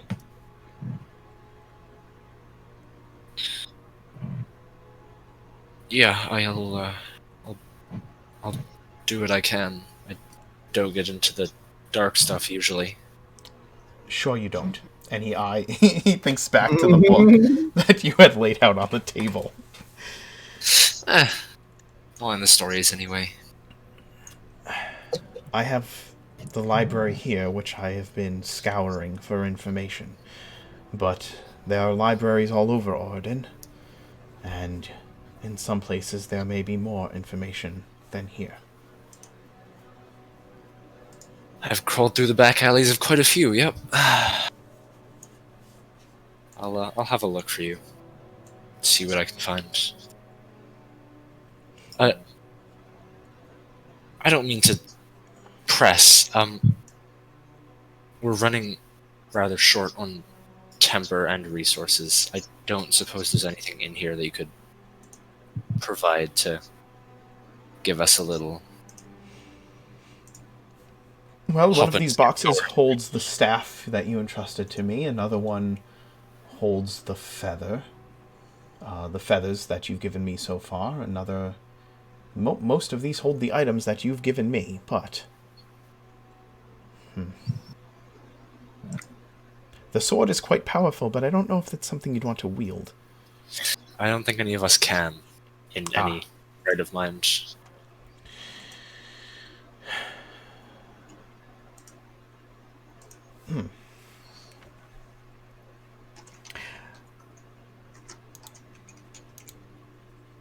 The answer is yes, but he says he will need to deliver them to you. And the only reason I'm saying that is because you would have had the items while you were in the crossover stream at this point. So Yeah. he will give you some. He tells you he has some consumables he can create over the course of the week that you're there, but they probably won't be ready until you're already gone. So he'll deliver them to you in Darkhaven. That is not the conversation you have right now, but that is the back and forth communication you have with Trust from now through the time that the crossover stream is over and you're en route to Darkhaven. Fair enough? Yeah, that works. Okay. Only because I don't want to screw up events that have already occurred.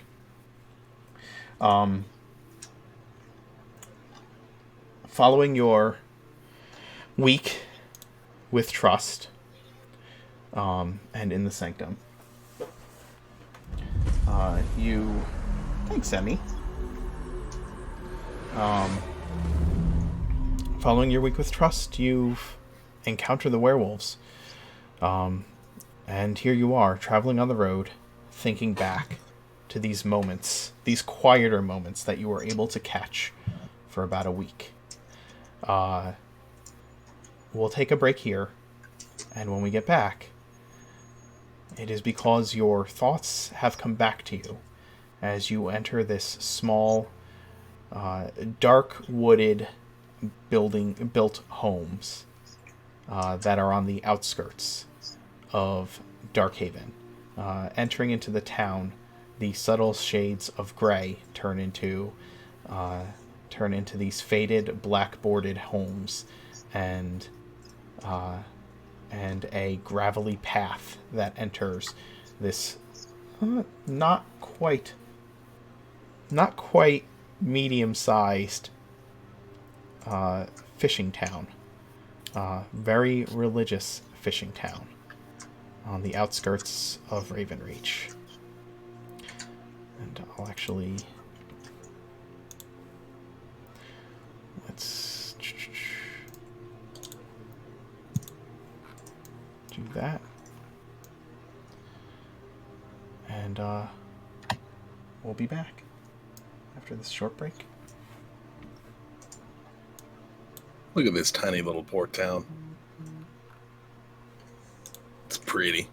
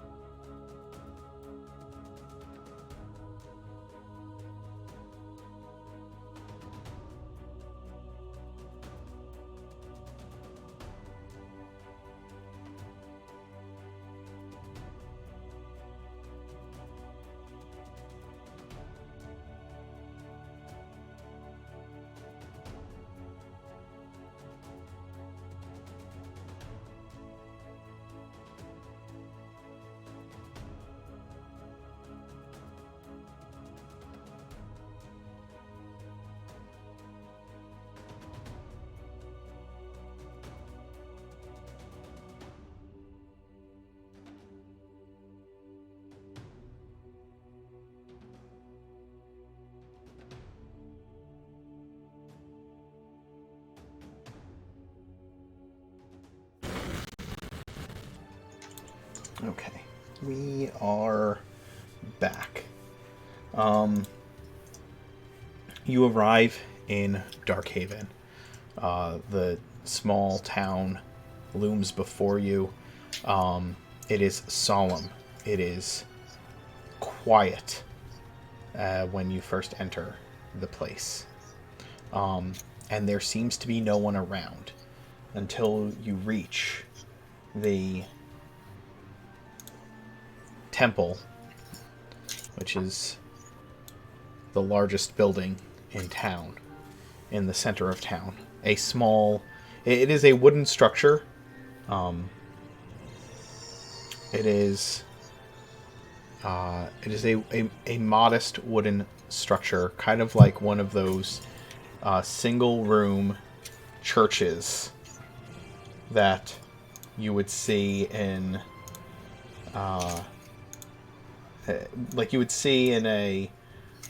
like one of those old one room Southern Baptist style churches. Hanging over the door within a circle of Thondra is a symbol of a white raven in constellation. The Raven Requiem, who is a messenger of Thondra that aids the spirits of the dead in finding her. There's a lot of activity in the temple as the continued memorial for those children lost is still taking place. Funerals are a lengthy, solemn, and heavily observed affair in the town of Darkhaven. For this particular sect of the followers of Thondra, their guiding word is that the Lady is ever present. They live in such a way that reflects the idea that any day, at any moment, you could be called to the side of the Lady of the Long Sleep.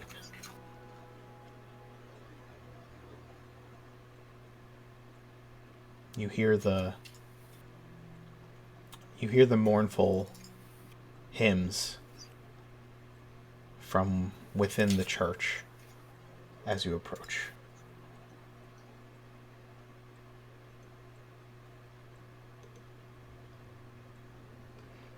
Worth kind of sneaks a glance over at Angus because he told him plenty about his experiences with the funerals of this town.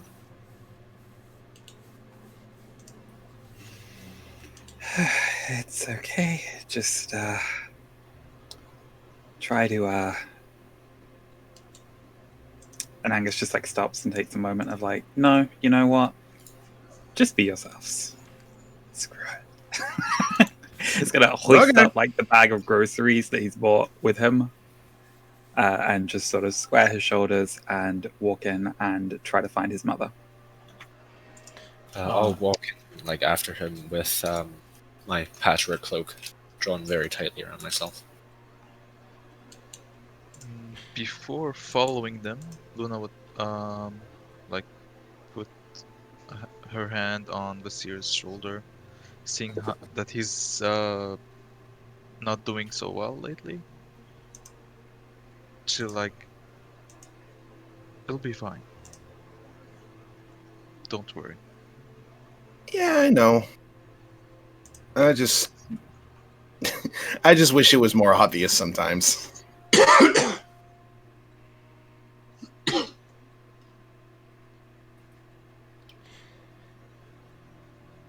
Sarani, are you cloaked, or are you just yourself walking I'm just myself, same as always. I quit cloaking myself.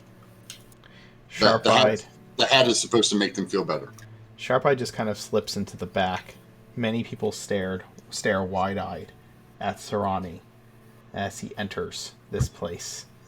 Hamish, close your mouth. You'll catch flies. This is Sarani. He's a friend. Don't worry. Everything's fine.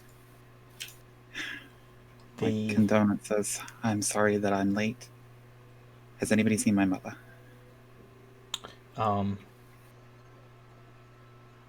Amish, shaken out of his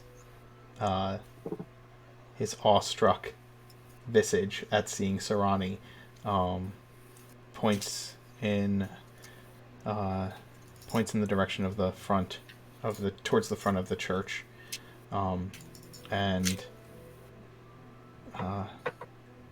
realizes that you've come back to town.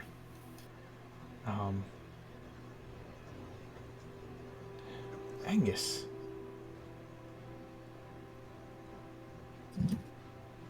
Yes, your mother's that way. When did you just get back?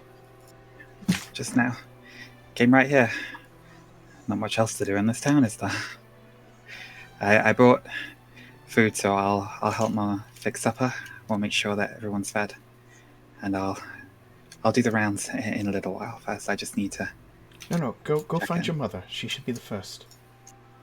As you head deeper into the church through the crowd, the throng of basically everyone from town being in here,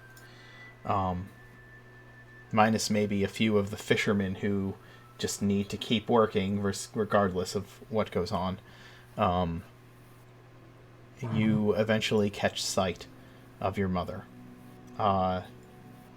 Your father stands about a foot behind her, just kind of his hands behind his back, silently observing, his head maybe down every once in a while and just nodding in accordance to what your mother is saying to these poor folks who she is consoling in her own way.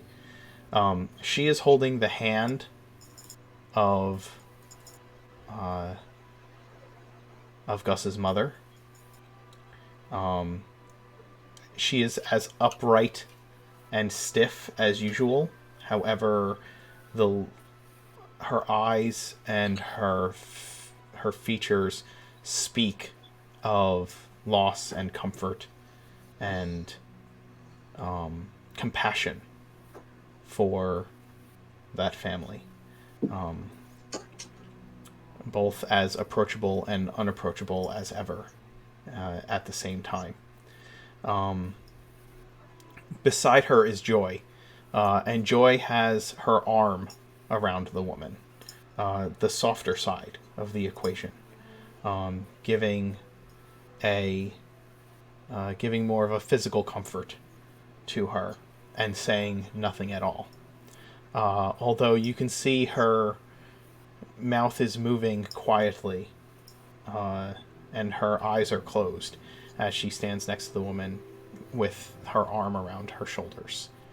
And this is where you find those that you know the most in the town. And Angus is like drawn up a little bit short, seeing Siobhan there. Wasn't expecting to have to get everybody all at once, but just sort of like stutters a step, carries on forward, just like hovers awkwardly on the edge of the range, waits for somebody to notice. Typically it's his father who notices first. He does, and he taps your mother on the shoulder as he kind of smiles at you for a moment and then taps your mother on the shoulder, and all of them kind of look over at the group of you at one time. Siobhan, your mother, and Joy looking up at you. This starts a new bout of mourning from Siobhan as she sees you and knows that she needs to tell you about what has happened. Just you being there reminds her of the loss of her child. Your mother gives you a small, kind of quiet smile, and holds an arm out to you for you to approach. And he's just like, Joy looks past you to Mirth and gives a. It seems to brighten inappropriately, considering the rest of the situation, at seeing her brother. Angus just like steps in, does like the awkward half hug, and like presses a kiss to his mother's cheek. Hi, Mama. Like passes the bag of groceries over to his father and just sort of gives like a sort of nod of like, can you take those through into the kitchen? And then just like drops to his knees next to Siobhan, like looks where Perry is sat beside her. And so context.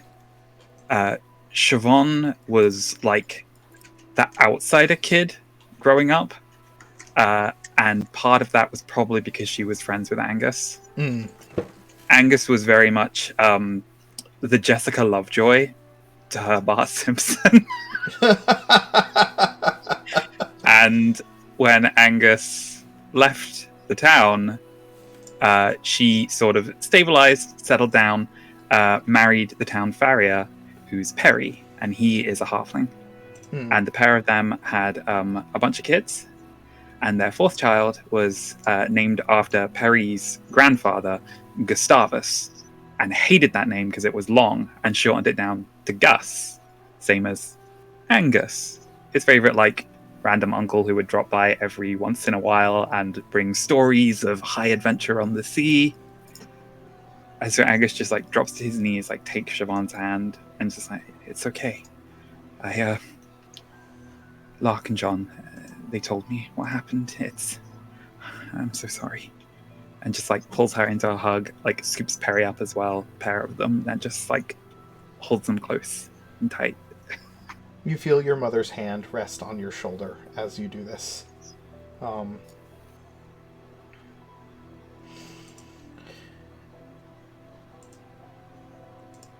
In game, this happened weeks ago, or out of game, this happened weeks ago. But in game, this whole ordeal came to an end. Well, I guess it's been a few weeks of kind of mourning for these people, because they solved the dance solved the problem when they first arrived in Darkhaven, and they were there for 3 weeks making the items they needed to make. But there were funerals to be had for 6 children, and so it has been a long duration of mourning here in the town.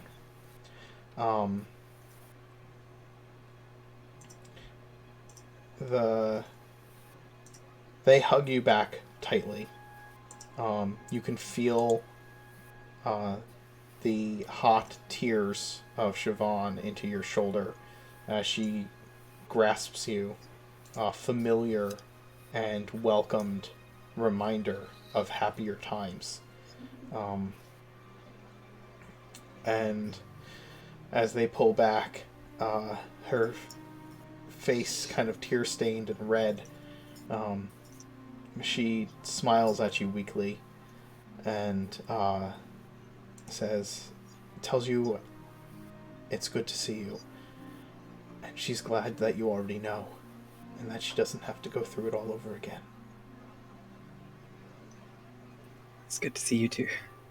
I wish it were under happier circumstances, but still, a lot must have happened. Good things, as well as the more troubling. Perhaps you could tell me a little bit about it. Like, how's work down at the forge? How's old man Jonas doing? Your mother kind of says, Angus, there will be time for that. Sorry, I have things I need to tell as well. I'll like pat Siobhan's hand. I'll fetch you a cup of tea. I need to speak to my mother for a moment. She nods to you, and like they both kind of let go of you reluctantly, but let you go to speak with your mother. And you see the two of them kind of embrace each other to like comfort one another. Joy, in the midst of all this, has kind of gotten her expression mostly under control and wanders up to Mirth, and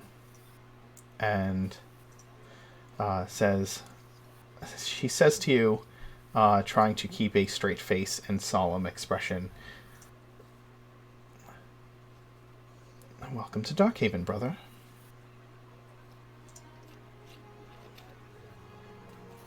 Mirth just kind of was standing, kind of shocked, almost, because he saw Joy like a week ago, and now he's seeing another one.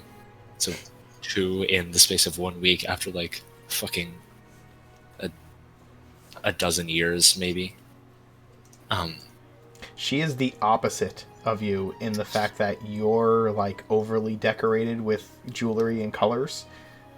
She is wearing the black garb of an acolyte of Thondra, and the single piece of jewelry is a circlet of Thondra that she wears around her neck. He just like pounces forward and pulls her into a tight hug. She... Oh my gosh.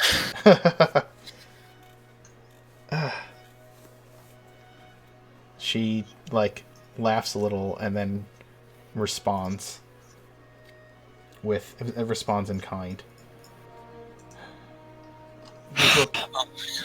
You look so well. You look so boring. What happened to all the desert spice I told you to have? What is this? He just grabs her like her dress. Is there no like?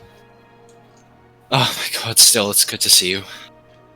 Holy fuck. Mirth. Joy.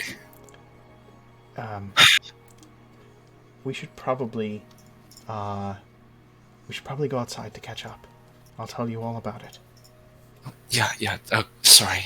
You look around. That there are people who like there are tear-stained faces that are kind of looking at you, like making a scene in the middle of this funeral, or this. It's more of a memorial. Like, dude, seriously, right now. Clear my throat and temper my beaming smile, and then kind of flatten out my robes. She kind of like takes your arm like an excited younger sister and starts pulling you outside. All right, I'll give a kind of curt bow, and then I've got to do this smile to the rest of the team and follows her.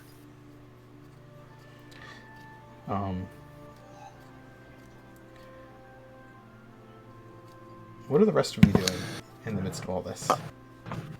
Well, I'm gonna go ahead and follow Mirth and go see Joy, because, well, her name's Joy, so sounds like a fun time.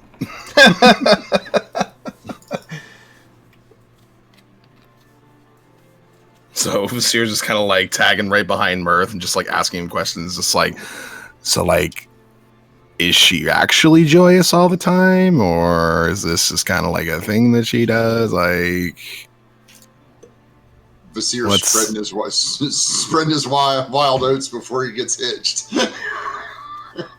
no, it's not about that. So, is she joyous all the time? Does she sing? I like singing. Joy does not sing, although Mirth is the one who taught. She does play the flute. Ooh, we could play music. We could play music, yeah. It's been a long time since I've actually had some backup music. Are you going to introduce me? Yeah, sorry. Or are you just going to talk about me like I'm not here? This is Vasir. Hi. He's the happy one. You'll get along well. She holds out a hand to you. Joy. Pleasure. But you Vasir already kind of know like my shakes name. her hand. Yeah, sorry. It was mentioned. I don't get the chance to meet a lot of Mirth's relatives, so this is neat. I heard you play music. There aren't many of us left to meet. Well, I'm glad I got the chance then. I heard you play music. I can play the flute, yes. In fact, he just told you that in front of me. that he did. This is a lot more awkward than I thought it would be. So I was just thinking that like maybe when we have like some free time here at some point, just kind of like just at some point, we could just like play some music together because like I've got a drum, pretty good with it. But drums, they don't carry a melody, so it'd be nice to have something, Of course, I like to start in a minor key. Are you okay with that? Sure. Drums are the same either way. She turns back to Mirth. Well, if the rest of your friends are like this, they should be, they should properly annoy most of the people of Darkhaven, as they like a more somber tone. But I can see why you would enjoy each other's company. You are a delight, Vasir. Thank you. He just kind of puts an arm around Mirth's shoulder. We've become real good friends over the past few months. Unfortunate to say, he is one of the 3 reasons I'm still alive. So you have that to owe to him. I do indeed. Then tell me, it's all even though. He's saved us too. I didn't peg you for a hero, brother. Me neither, but, I'm the patron saint of a few towns now. Also, I've been rubbing off on him a lot. No, it's not that. Yeah. Oh, totally not that. He holds up the charm necklace you made him. This absolutely no meaning whatsoever, right? That's secondhand trash. That's nothing. I shower orphans in gold of my own accord this year. Mirth made this for me over the course of like a month. Aw. He gathered up a whole bunch of little things over the course of our whole journey, little mementos here and there, stitched them all together, enchanted all of them, gave it to me as a gift. How sweet. I'm a hoarder and a drifter. I've collected my sins and put them around his neck. Oh, he's just being modest. He's also resurrected some people that unfortunately ended up dying as a result of, a variety of different things. He's brought whole families back together. In fact, don't you have a family staying at your house or apartment or whatever over in Twyland? Oh, I have a house too now. Yes, that's also a thing. This year, hey, look over there. Those scarecrows look really punchable with twig arms. You could go break some of those. Yeah, but then I'd break somebody's property. I'm pretty sure they'd be mad about it.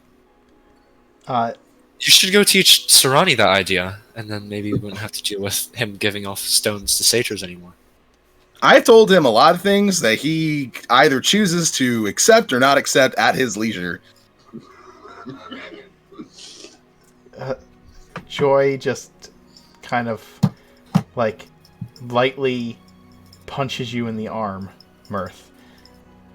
Your false modesty does not become you, and besides, I'm very happy to meet Vasir and see such a sign of affection as you would make such a thing for him out of all these little mementos of your relationship. How long have you two been together? Did you say a few months now? Mm-hmm. 3, 4? Ever since we met in Anchor. Lovely. And you have a house now. Where? I do have a little house. It's an apartment in Twyland Hill. But Mirth's really good at gathering a lot of money together. I'm not surprised.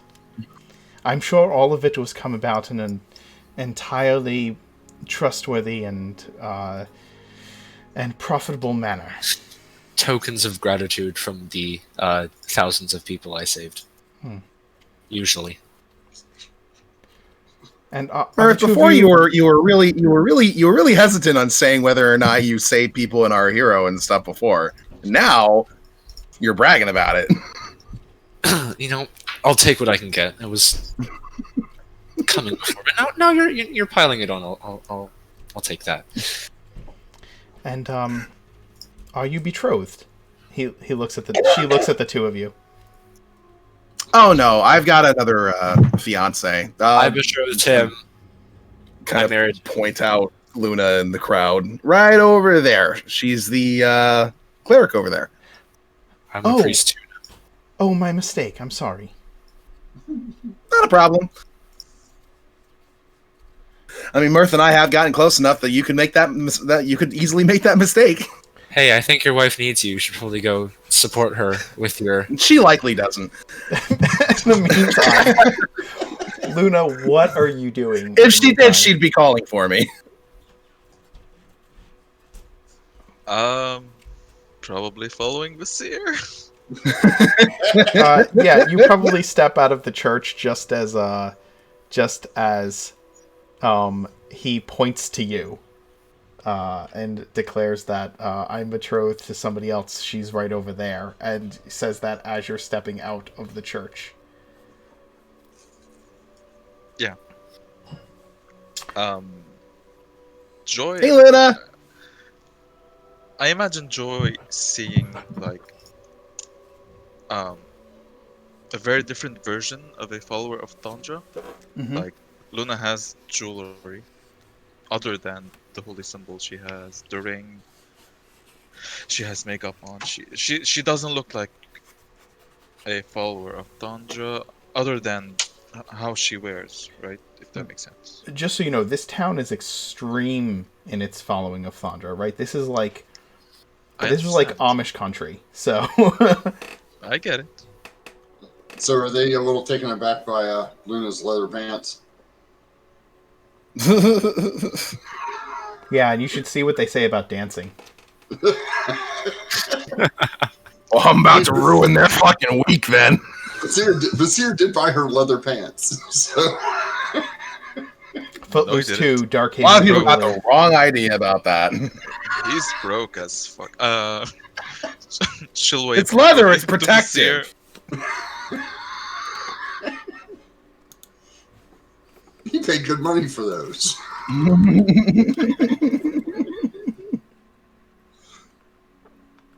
She'll wave awkwardly toward the seer before walking towards him and Mirth and Joy.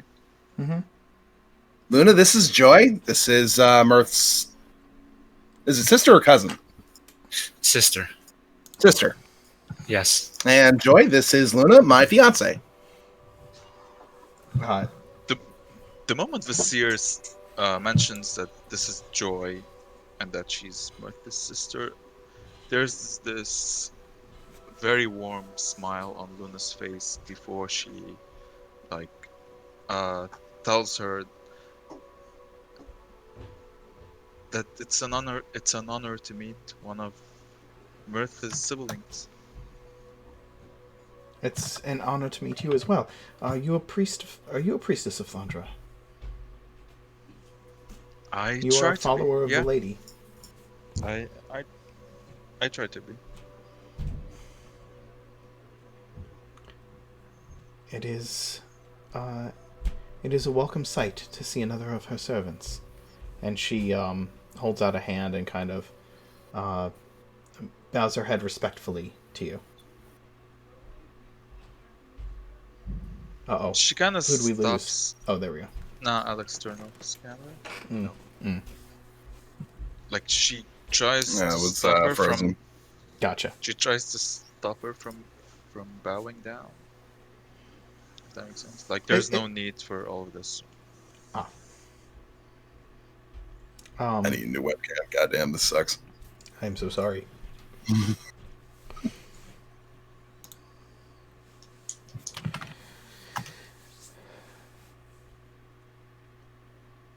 So your all's big idea was to leave Sorority alone in the funeral?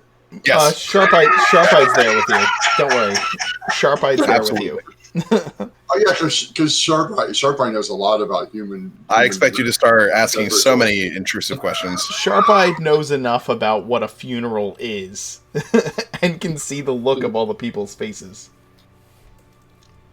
I mean, to be fair, this is the perfect thing to get their mind off their grief. Oh gosh. It's true. What It's is true. Sarani doing? Well, Sorority is standing there watching. I mean, is it a ceremony or is this No. like This is more like the a wake? yes. It's more like the Jewish concept of Shiva, where there's like stages of grieving over the course of the first year of loss, where Yeah. like you have this intense burst of grief in the week where like the community rally around to just tend to the daily needs of like feeding and washing your clothes and just making sure that you don't have to do anything other than just process your loss. And then like for the next month after that, it's just this period of like taking specific times out of the day to remember the person that you've lost. And so it's more about that, about like gathering the community together and like remembrance and in recognition of like the families of those who are still grieving, to be like, is there anything we can do? How can we check in? And to like share and exchange memories of happier times. Where are we in that It's process? it's at about that point of like right around when the first month of the grieving process is ending. So this is like the last proper formal gathering of the entire community together. Whereas after that, it would be much more like those closest to the families would check in with them regularly from that point onward.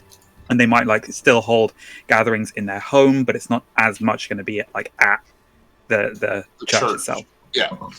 Serrani would just be looking to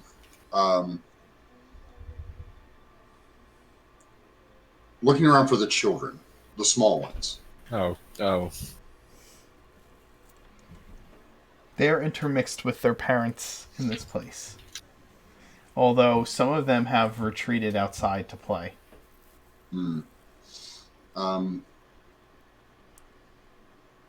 Is there someone at the head of this? No, right now? this is more of a gathering. Gathering. Oh. Then Serrani would just The person who would be leading it would be Angus's mother, which they have kind of walked away at the moment. Oh. Was there somebody she was particular? Is there somebody that looks particularly distraught in the group? I mean, the people that Angus was just talking to before walking away, they also have a gaggle of children around them. So Serrani will walk up to them and say, Sharp-Eyed will wander through right behind you. Thanks for I the am follow. terribly sorry. Oh, yay. He followed. Again, just so Serrani, I will remind you, Perry, the kid's father, is a halfling. Oh, Yeah, God. these are half-halfling children. These are half-halflings? Mm-hmm. They're not entirely untrustworthy. They're all taller than their father, even the youngest one. So he will approach the family and say, I'm terribly sorry for your loss. Sharp-Eyed nods. And then Serrani will open his hands and druid craft some flowers on his hands, and then on one of his arms, and start to hand them to the children. The children seem fascinated. The parents seem unsure and slightly frightened. But you approached gingerly and apologized for their loss. And as you begin to pass out flowers, they settle down in their just kind of wariness of this creature before them. I kind of hunch down on my haunches to deal with the children, and as he's handing out, I'm assuming more of the children come over, and he will just continue to hand out these flowers to the children of the group. They're all wildflowers, so they shouldn't be. And they're wildflowers from where Serrani is from, so they're not from around here. So they would be flowers they're not used to. Gotcha. Yeah. They are. The Perry says thank you to you as you pass out the flowers, and the children just kind of sit looking at them. Some of them playing with them, doing kid things with these flowers. Right.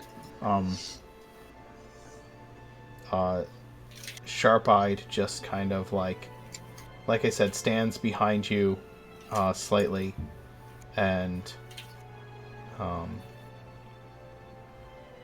looks to where Angus has gone with his parents, and then looks back to where the rest of the party has gone outside, and will tug on what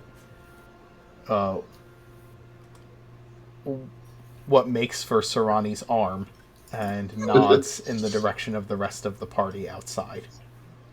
Sarani will finish handing out the flowers and then proceed to head that way with Sharp-Eyed.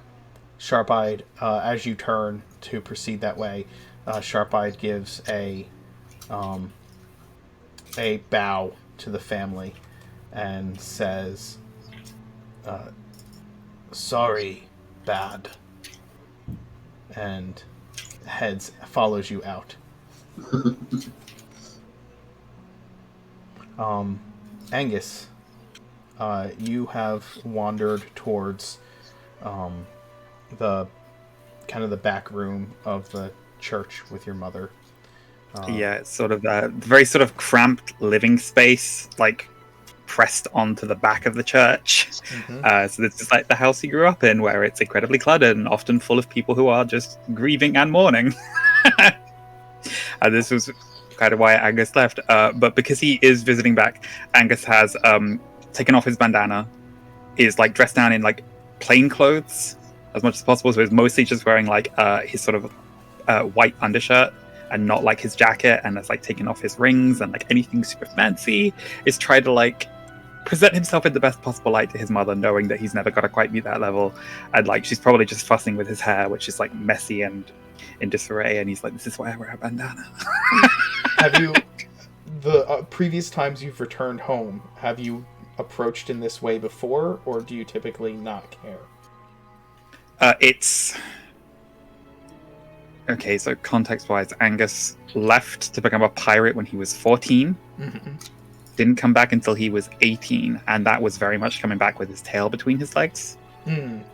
Patched things up with his mother, and so since then has generally tried to like present himself in the best version of himself that he can be, knowing that it will never fully meet her expectations.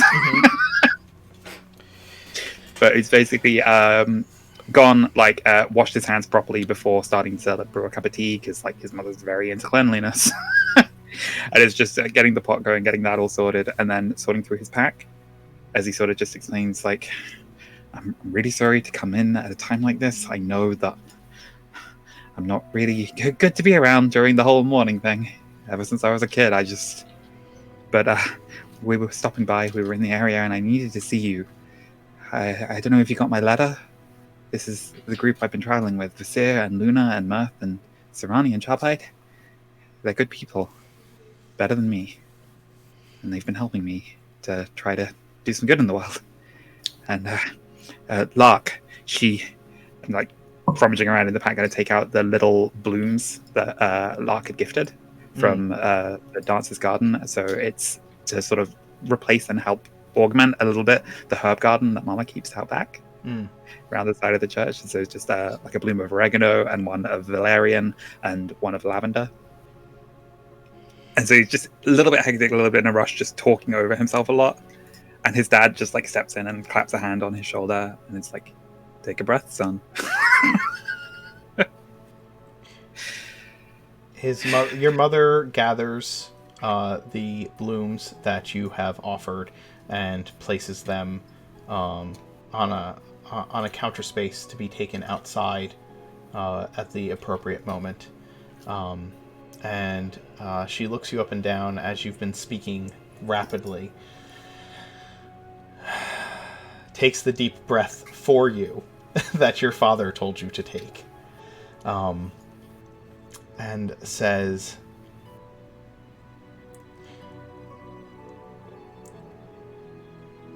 you know, if you would stop second-guessing yourself like that, you'd probably do much better.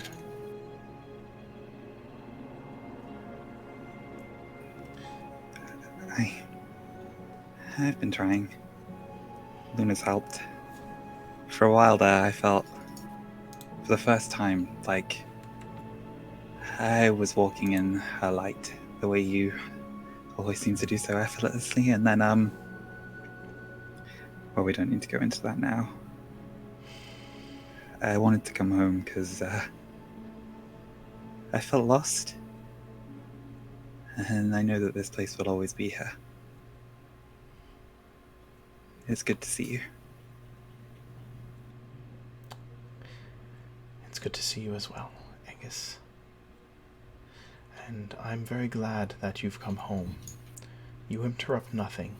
You know that everyone gathers for mourning, for the lady is always at our side. I am interested in meeting those who you travel with. I believe one of them is a priestess of the lady.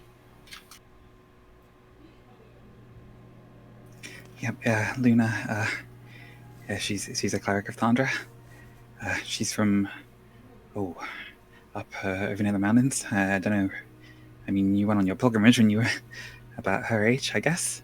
Did you ever go to a little village called Limmel? Probably not. I mean, it's up in the frozen wastes. I don't know why we even went there. Sorry. Angus. It's all right. You're home. Take comfort in this place. What is troubling you? You're not saying something. You remember the first time I came home? Of course. And I never really told you why it was right after Captain Eight Blades died. Ah, yes. And it got me thinking about funerals and being home and everybody grieving, and I couldn't run up the stairs. I couldn't make a noise. I couldn't sing because it would upset people. And so I came home to see you because I thought about home for the first time, and I told you I was sorry that I left. That I understood now, with the benefit of a few years of hindsight, why you told me on that day that you're not my birth mother. You were scared that we were about to be killed by pirates, and you didn't want to enter the long sleep with that on your conscience. But I found where I came from, and it's not somebody who was too young or just too uncaring to take care of a baby who just abandoned me in that room in the inn where you found me. I'm cursed. This soul is cursed. And so I'm just the seventh incarnation of an elf who died 400 years ago. And I don't know how I'm going to fix it, but I need to know here and now the same thing I needed to know when I was 18, that regardless of all that, you're still my parents, and you love me as much as I love you. Your father squeezes your shoulder. He's been standing at your side ever since he told you to take a deep breath, and squeezes your shoulder. He puts his arm all the way around your shoulders, and he tells you that this will always be home for you. That they never ever thought of you as not theirs. That you are always their son. And of course they love you. And your mother takes your hands, which is probably one of the greatest signs of affection that she gives to people. I and she says, Angus, we will beseech the lady together and find out what this means for you. And she pulls you in and hugs you. Doesn't say anything else.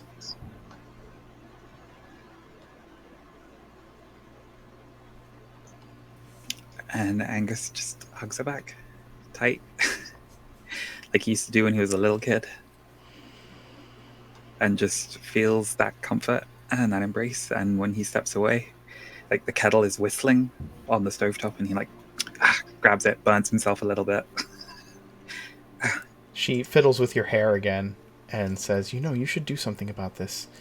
I know that you prefer to just cover it up, but that's probably not helping the case.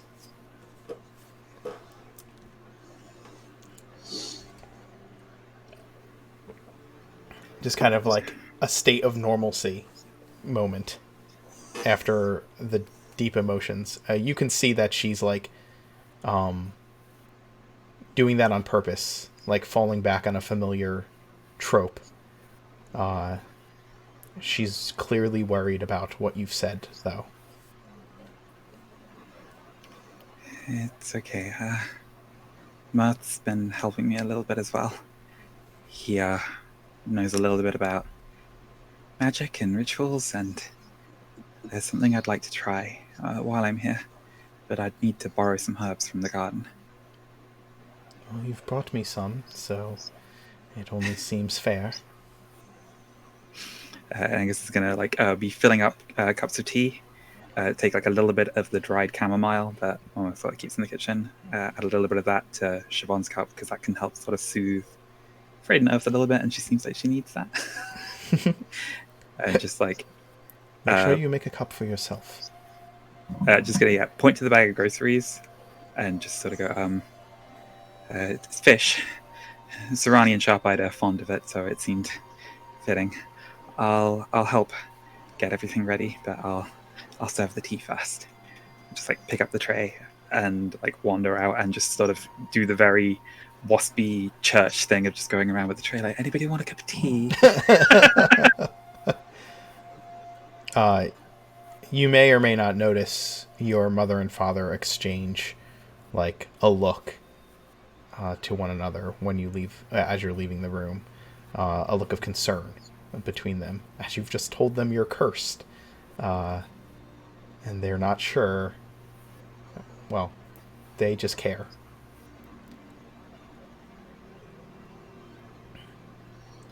Angus goes out to serve tea and finds 16 children playing with flowers in various states of disarray across the floor.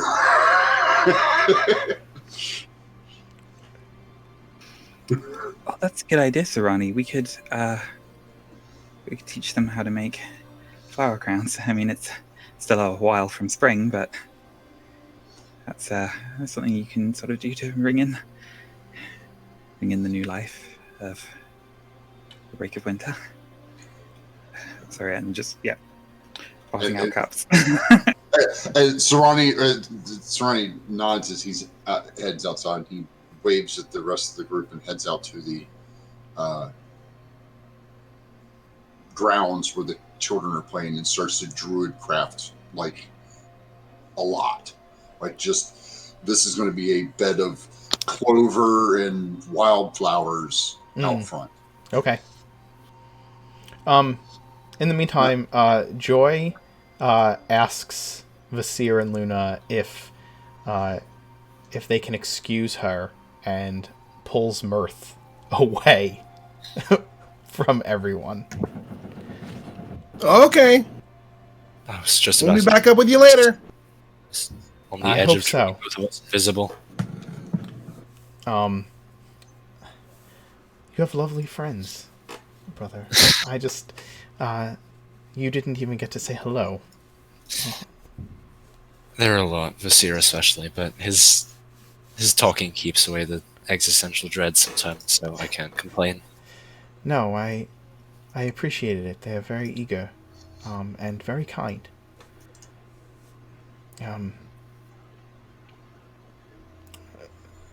Yes, the clothes. She looks down. I was very lost after leaving the desert. After Mother was gone and Father was gone. I wandered for a bit, as I think we all did. But I find comfort in this. It's quiet. It's solemn, but it's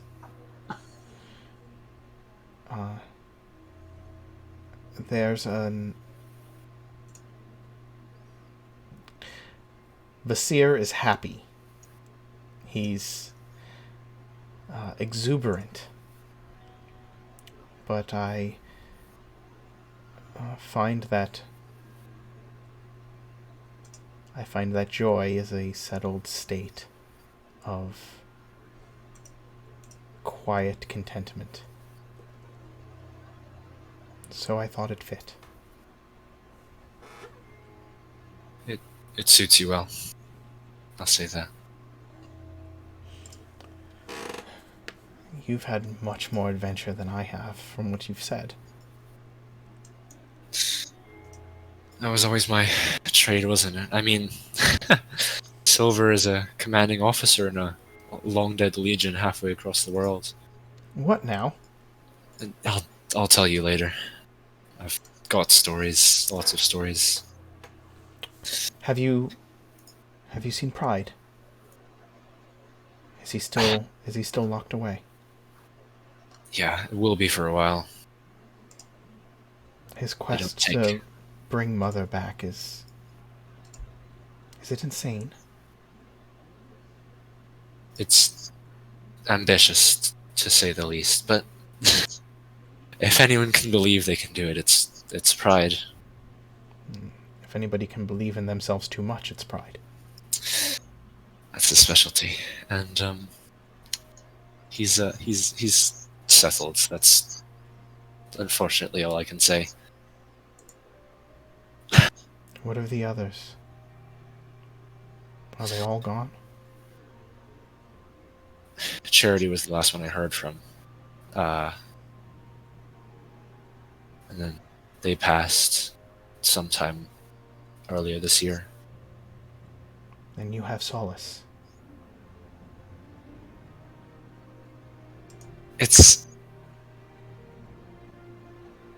There have been complications among the adventure.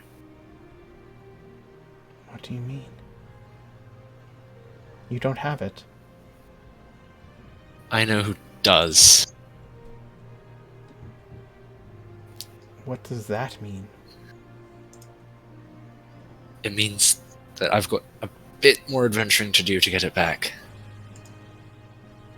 Mirth, where is our family?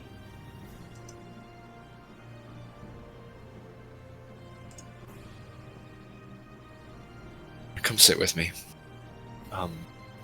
And he'll kind of walk over to a lone tree on kind of like the outskirts of town.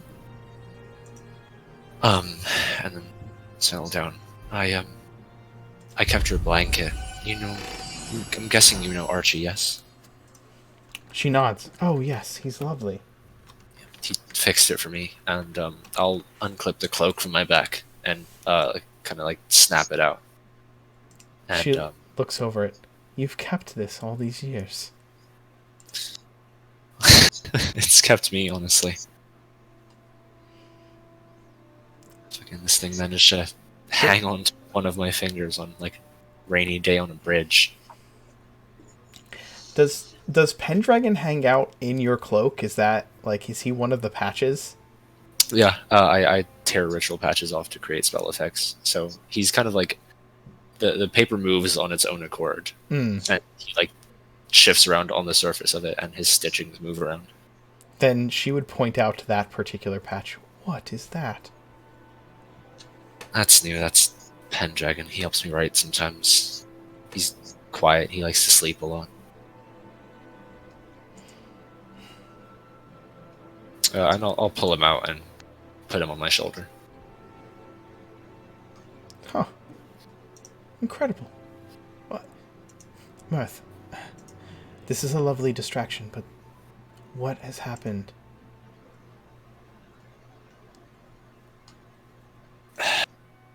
Why are our brothers and sisters not in your hands?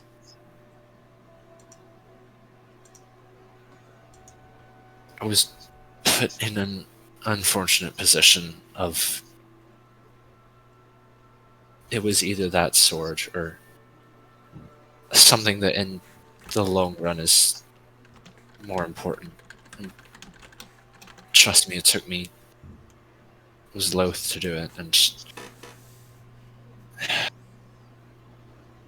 I still regret it, but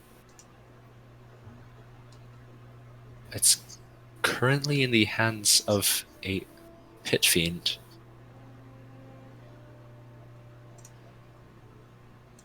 She kind of stands up. What? Like, stands up very fast. What do you mean it's in the hands of a pit fiend? I said what I said. It involved a village and the lives and souls of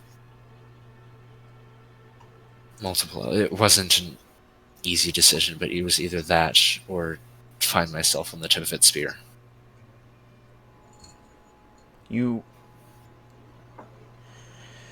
She, like, puts her hands to her head, like her fingers to her temples, and looks down, like she's trying to wrap her mind around what you're telling her. So you gave it to this creature. You chose to do that. Traded it, yes. You traded our family. I know. No, you Trust don't. me. I've already got enough sleepless nights from this. It's... What is he doing with it? Do you know? Are they okay? I don't fucking know, and I make it a business to know, and I hate it, and I've been trying to push it aside and focus on saving the world, which sounds stupid. But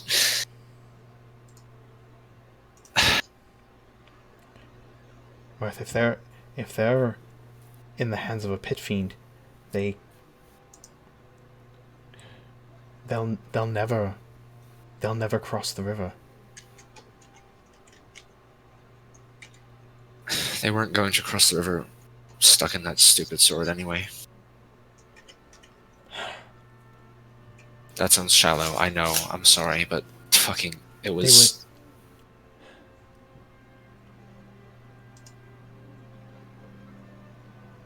Mother gave us that sword to protect our souls.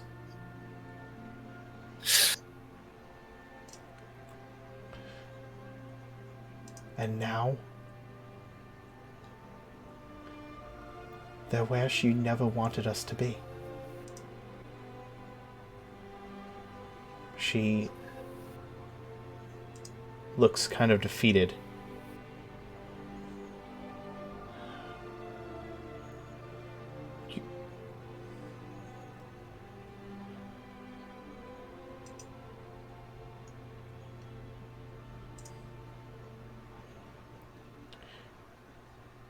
She just shakes her head and turns away from you, kind of wrapping her arms around herself and looking out into the ocean. I thought they were safe this whole time. I entered into this service not just for me, but for all of us. And now they're unreachable.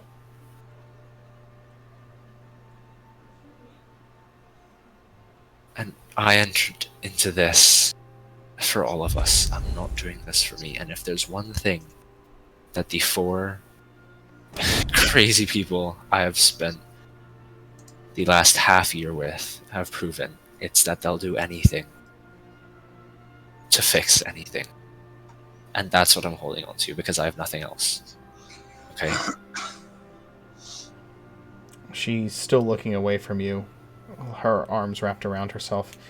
She nods a little bit. Not very convincingly. Swear that you'll get them back.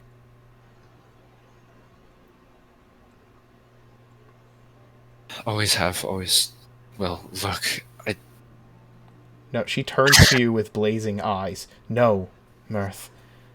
Swear. Swear to me. Swear on your life. You're going to get them back no matter what. I swear on my life. I've been working my whole life to do that, to get us back together.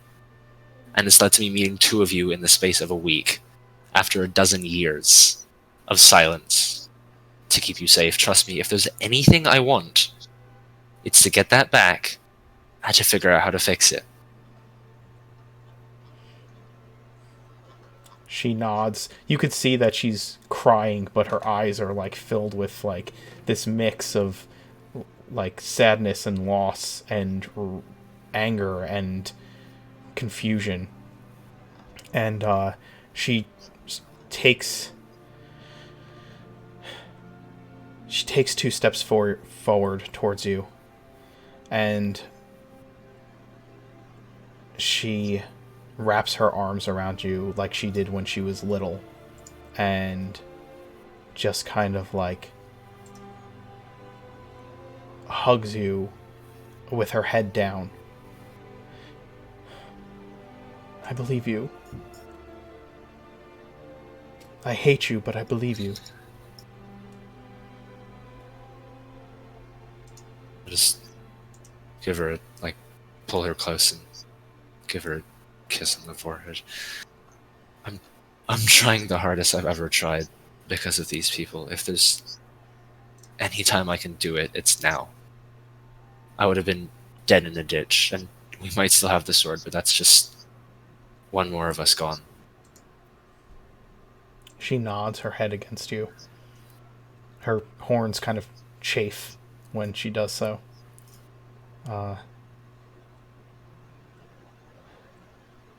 She steps back, wipes her eyes, and says, We should get back to your friends. I don't want to keep you from them. Have you come... Why are you here? Is that... that was Mother O'Galvin's son with you.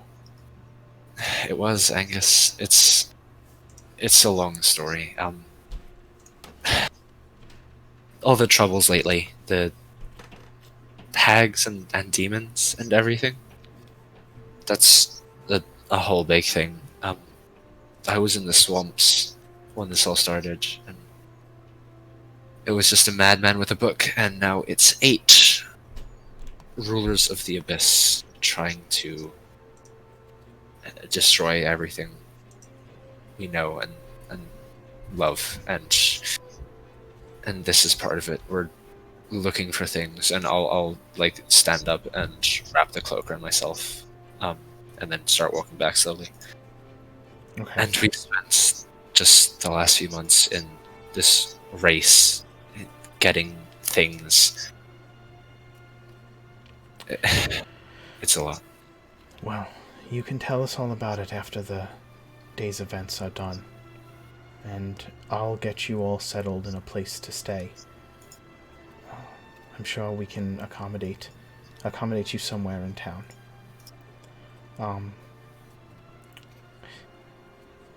Eventually, Mirth and Joy come back and reconvene with all of you while Angus is passing out tea. They do find places for you for the night in Darkhaven. You've spent most of the day traveling from Ravenreach to this town after meeting with the priestess at the Temple of Thondra in Ravenreach.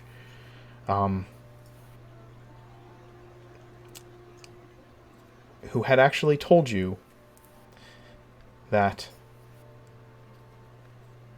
who had told you, Luna, in private, that Darkhaven reveres the spirit Requiem, the constellation of the White Raven that helps lead the souls of the dead to the side of Thondra. And that perhaps a Feather of Requiem, who is a messenger, might be found in the town.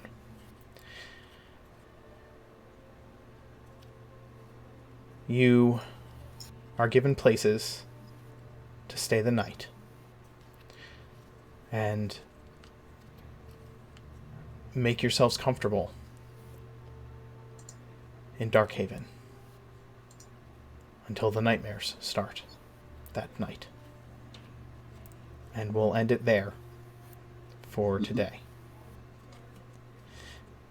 I hope you've all enjoyed playing. Ooh, loads of sadness today. Let's Alex, how much time you got? Do you have to go? I'm good. Okay. That was awesome. Do you guys want to do then let's do some favorite moments. We'll do some we'll do a typical favorite moments, a full-on favorite moments. So let's go ahead with Alex, you want to give us your favorite Vasir moment from this afternoon? Yeah, definitely embarrassing Mirth in front of his sister. Loads of fun, very enjoyable. Making her think that we're married for a second, that was great. I just loved like pumping Mirth up. He's like, no, that necklace doesn't mean anything. It's just things I hoard over time, and I just strung them together. It doesn't matter. It doesn't mean anything. I did get you a better gift than your wife, to be fair. Oh God! Oh, Listen, you gotta wait for the wedding because maybe we'll have something for each other at that point. Okay. So anyway, Fuck other you, favorite Vasir moments? Any other favorite Vasir moments? Oh boy. I did like the talk with Sarani, where Vasir was calmly and not condescendingly explaining how things work, which is a change from the group as a whole. They're never condescending towards Sarani. What are you talking about? Vasir's never condescending to him. It just seemed more thoughtful.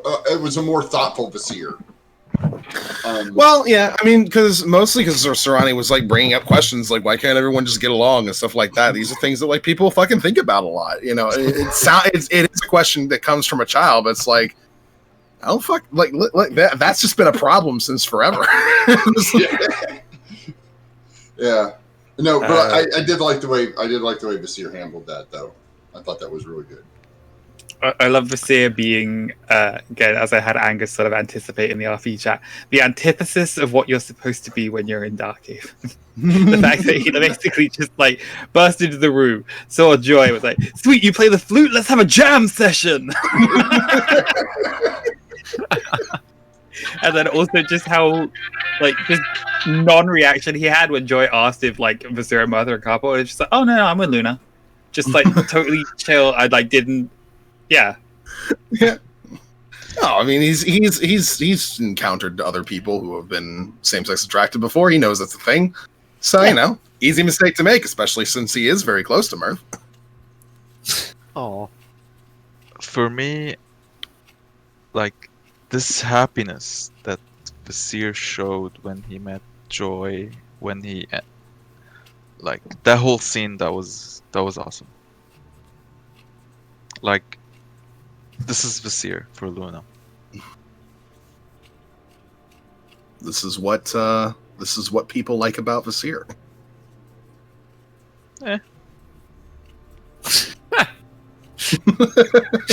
It's what Mirth likes about Vasir as well. Don't fucking lie. Yeah.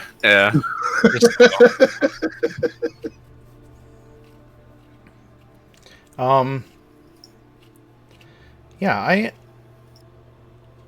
I think that Vasir's talk with Sarani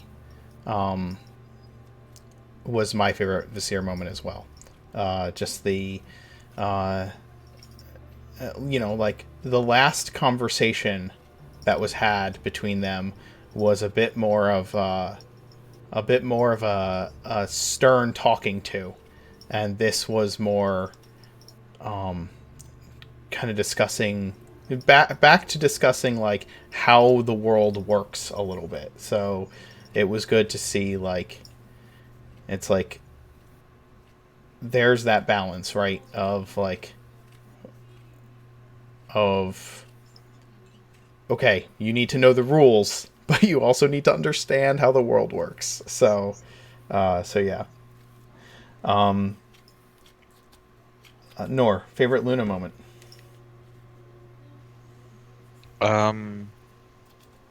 She didn't. I don't think she did much today. I mean, for me, it was all about you guys. So yeah. I sort of love the conclusion to the dynamic that Luna had during the entire trip to Coriel Forest. That she's like come round, had this moment of like the elven druid recognizing her as like, okay, yeah, you're half human, but you still have an elven half in you, and like Dalriel is your true home and you belong there. And Luna basically just like politely giving him some rations and saying like, I hope we never meet again. Please leave. Yeah, that was kind of my where Luna's like, if it was up to me and these people weren't around, you'd all be dead and under a tree right now. I just want to be clear that I hate you a lot. Yeah. So there's no misunderstanding. You guys suck.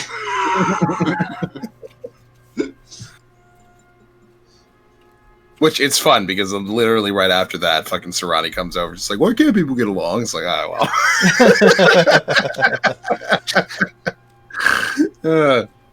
I liked her very meekly introducing herself to Joy. Like she's in a place that she doesn't really know. She's meeting people she doesn't really know. She's just kind of like tagging along with Visir. He heads over with Mirth. Visir's being social, like in her place, so to speak, just introducing them and everything. And she's very subdued when it comes to people she's not sure about yet.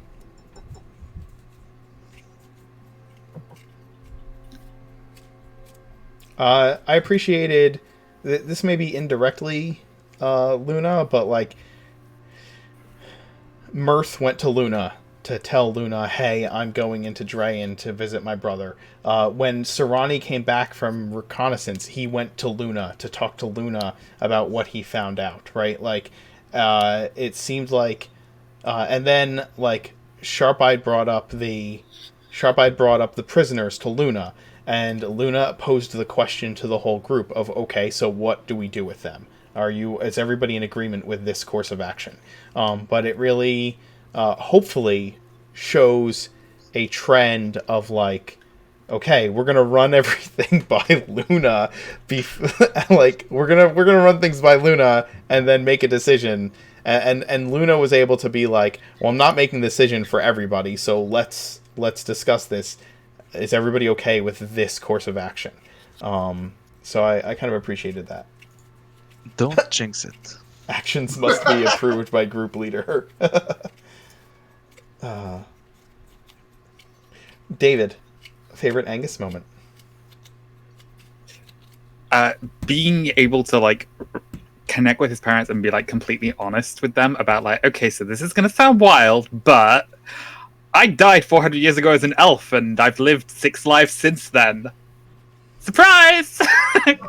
Because sort of what I was trying to get across by having the description of like the way that Angus presents himself is that like a lot of his persona, it's very put on.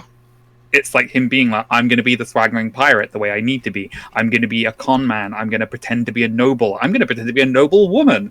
And him having this moment with his parents of just like, no charade, no putting anything else on. It's just, here's me at my most bare and vulnerable. And do you still love me? Absolutely. That was definitely my favorite Angus moment today too. And there were more than one Angus moments, but that was my favorite one. Mark, I need to jump off. So Okay. do you mind if I just say everything I have to say about everybody? Go ahead. Yeah. So like the whole part of Angus. That was so good. This whole episode was awesome for Angus.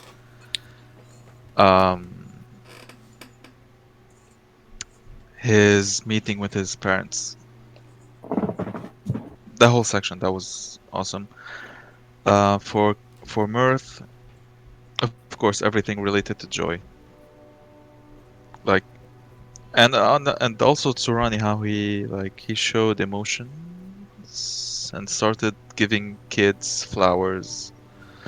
Like, everybody showed this other side of their characters today, and that was very heartfelt, and that was very wholesome and awesome, and yeah. He's stepped up from decapitated heads.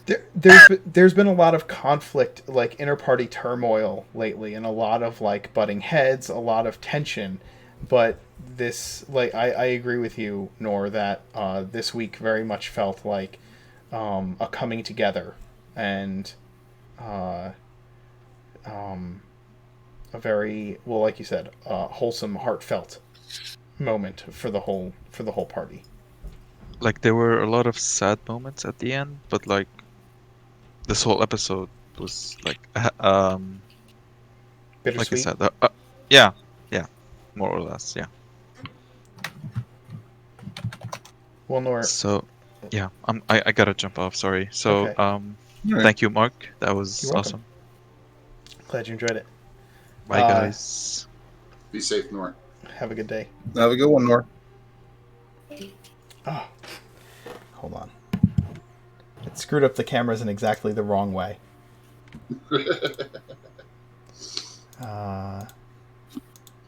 Nope, that's not going to help. You know what? We'll do this.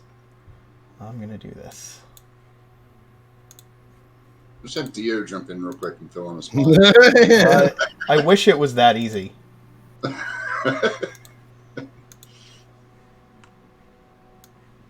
No, I'm just going to do this.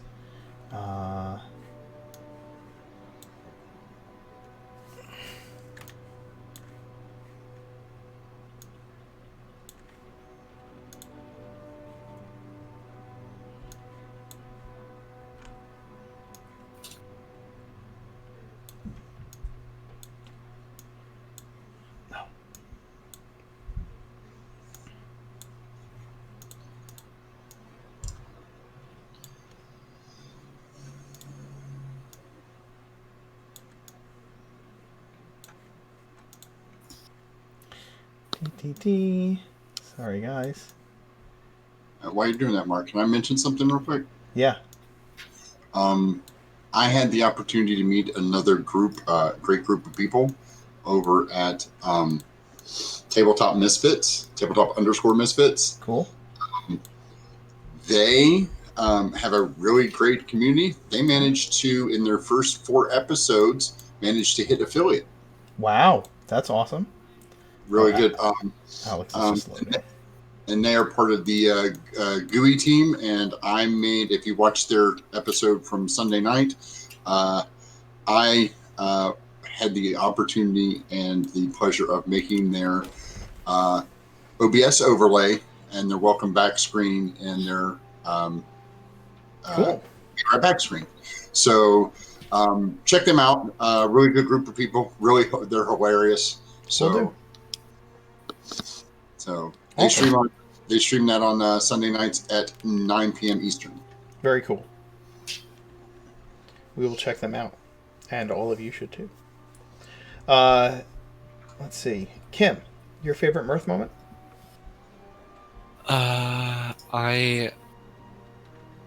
This was a good one. I really liked this episode, and I feel like there was a lot of closure, like wrapping up the whole, like, oh yeah, we have to be at X in X amount of time, and just having to like keep track of that was a lot. So I feel like this was a really good release and conclusion episode for that arc. Mm-hmm. I liked the silver thing was brief but fun, and I feel like it went down exactly how I would have imagined it going. The pride thing? Yes. Yeah. My bad. Oof, I'm muddling names. And Oh, then thanks. Thanks, Sarah Ganazzi.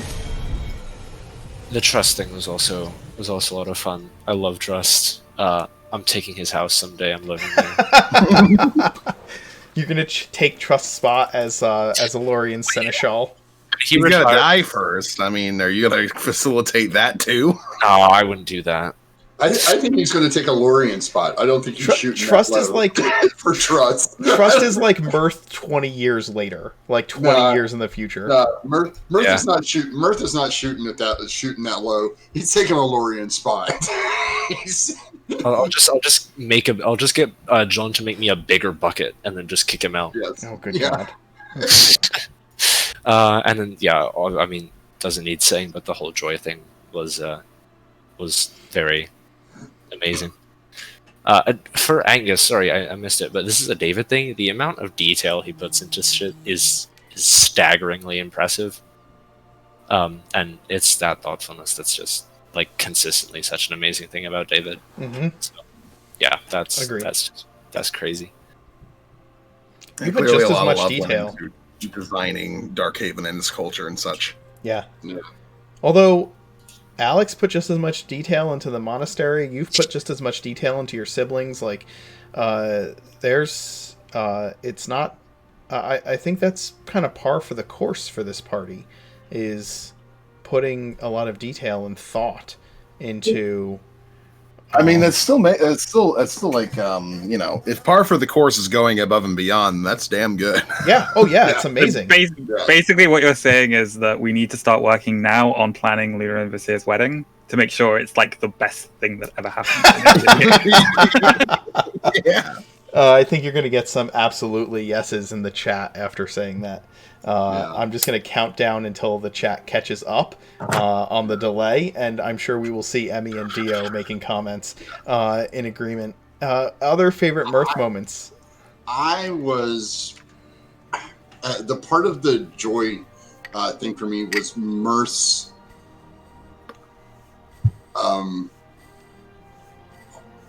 feeling of hauntedness when discussing the sword. Hmm. That I know I've got a lot of shit on my plate.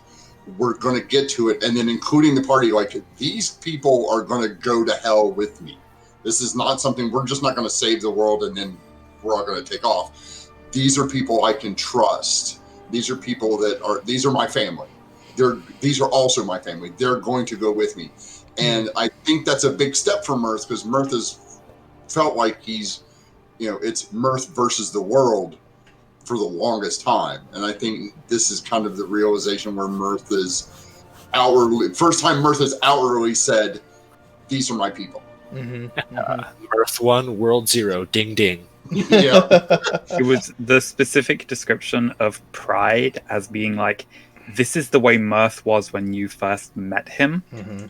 And the amount of character growth that Mirth has undergone since then is the reason why he's able to visit and say, like, hey, I wanted to check in on you.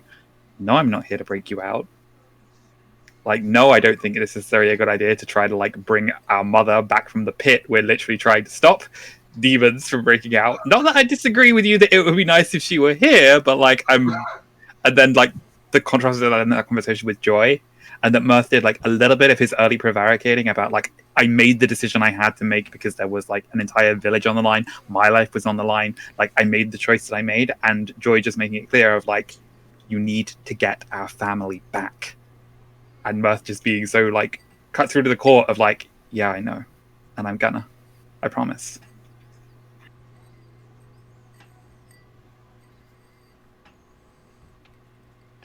Rick?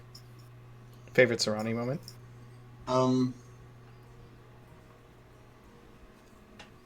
So I didn't do a lot today.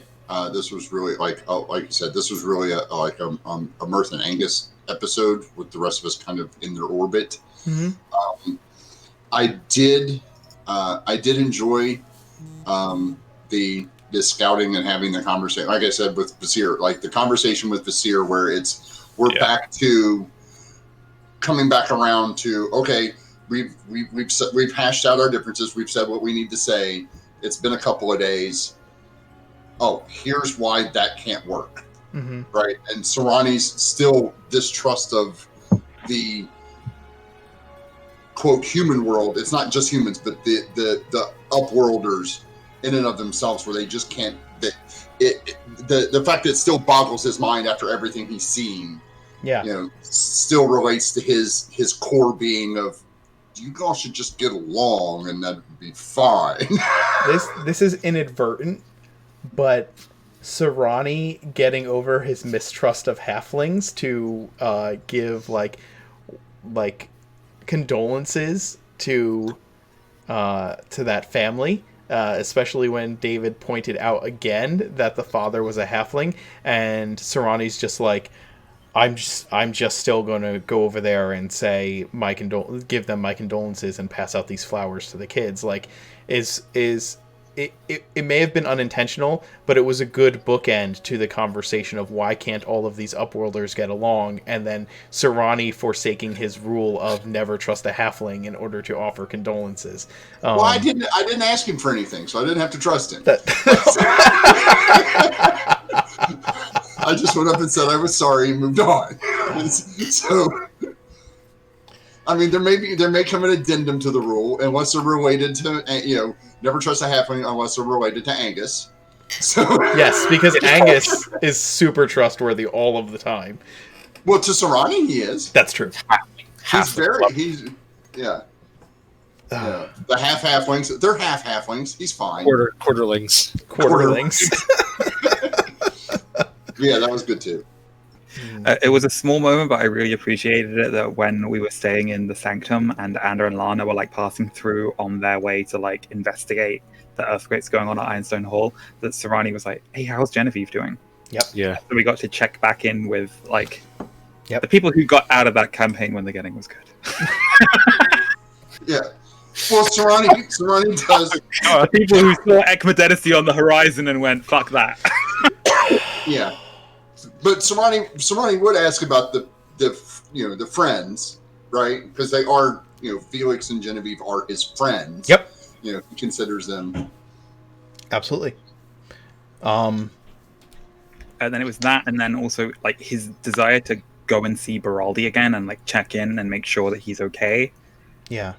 That instinct of like, that Sarani has like a lot at stake for why we need to take out Auriga in particular, because like the threat is in his backyard. Yeah. Yep. He's got family out there. He's only a few months old, but he's got family too. I wanted to check on my little sproutlings too. I planted a couple of sproutlings. You did. I wanted to see how they were doing. Well, we'll get you back there eventually. My favorite DMing moment today was playing Joy. I'll be honest. Getting to confront Mirth. Hell yeah. As it should be. Joy is very sweat. But just I had to play a bunch of NPCs today, but I think that was the one that I felt like I most engaged, like most got into the headspace of, was Joy in the midst of the adventure. Can Joy be honorary junior lieutenant commander-in-law? Twice removed.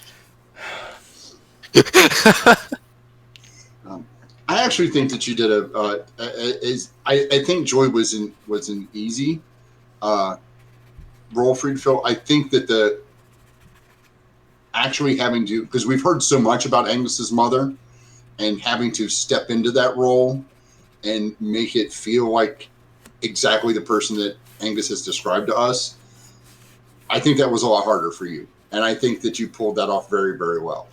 It was a lot harder for me. It's scary to embody an NPC that has been described and discussed a bunch, because you want to do it justice. And so that was a lot. I think was you did a great job at it. You did really good. And I really loved Trust as well this session. It was like we brought up the idea of like, is he gonna complain about the city? So it's like, oh yeah, I'm getting to that.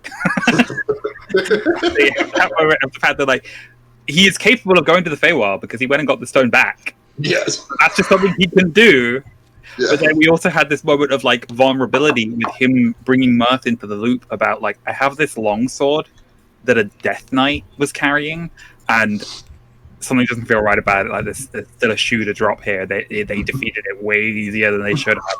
So if you can like find a way to like deal with this, that would be good, because I don't know what to do with it other than just try to keep it hidden. Oh, I do have a longsword proficiency. I mean, it's a super powerful sword. I could tell you what it does. I know what it does. I was there when you were discussing it. Oh, okay. I don't want it. I'd like to remain not dead as long as I can. I mean, it won't kill you. Hey, I got an idea. Why don't we trade it to the Pit Fiend for your sword? Yes, yes, do that. Please do that. Do that. Actually, the Ice Devil. Do you know how devils go up in the hierarchy? Do good stuff. They get cookies from the man upstairs or downstairs. Yeah. It has to do with the acquiring of souls. It's So like we're Mirth, playing D&D, thanks they're for the playing Dark promotion. Souls. What's that? So we're playing D&D, they're playing Dark Souls. Yeah. Yeah. Yes. Yeah. I think Dio had an aneurysm when I said that.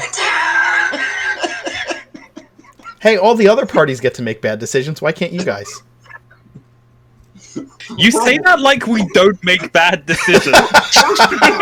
We are a walking bad decision. Oh, we are good literally God. the embodiment of bad decisions. Okay, I will say the other parties get to unleash hell upon Oridon. Why don't you? We're building up to it. 'Cause Right? Because we feel important and cool and responsible. Because we're all adults and we're all mature and we're all Watch this ritual that we do. Because Instead of banishing all of them, it just brings more in. Because Mirth and Sarani need to acquire a small business loan before they can start up their apple pie business. Yes. Oh God! Oh, I was talking about that in when you were doing the State of Oregon. There seems to be a lot of pastry competition for Mirth and Sarani. There is coming up. lots. That's Kolok's Crumpets is coming to get you. nothing. Yeah. Kolok's Crumpets will be an Great unrivaled bakery. Yeah, it is the Great Oridon rivalry. I mean, to be fair, Kolok can literally fire breathe, so he can like light his own bakery oven. You know, I have like fireball. What's he got on? Well, see, here's the problem. I think they're all going to be subsumed because I think Mirth is has more business acumen than Kolok. So I think Kolok will make a bad deal in some way, and we'll just acquire it in a hostile takeover. We'll become a subsidiary of Mirth and Tree. Mirth and Root. I can do like express catering with Phantom Siege. He can't run me. Yeah, he can't do that. We're What are you talking about? Nethy can deliver it by Thunderstep. And it announces it's coming as well, so... in any event, I do hope that I did Mother O'Galvin justice for you, David, and she wasn't too far in the direction of being in either direction, of being too cold or too loving in either direction. Like I said, it's that balance of the way where it's like her openly saying like you need to stop second guessing yourself, and that it's meant warmly, but to Angus it's like, oh, you're criticizing me. That is exactly what I tried to get across. Disconnect. That is exactly what I tried to get across. Cool, but I love that interaction, by the way. That was because that's how moms are. Moms just slip back into the, oh, by the way, do this. As Emmy said, that's your get a haircut moment. All right, guys. Well, I hope you had fun. Those of you watching, thanks for watching. We'll be back with Ark in an hour or so, an hour and a half, and we'll see you then. But yeah, have a good night. Thanks for watching. Don't forget, if you're watching on YouTube, to like, subscribe, hit the notification bell, and share with all your friends so they can all watch our zany antics 6 days a week here, six episodes a week. Bye. See you later. Thank you. This group is swag.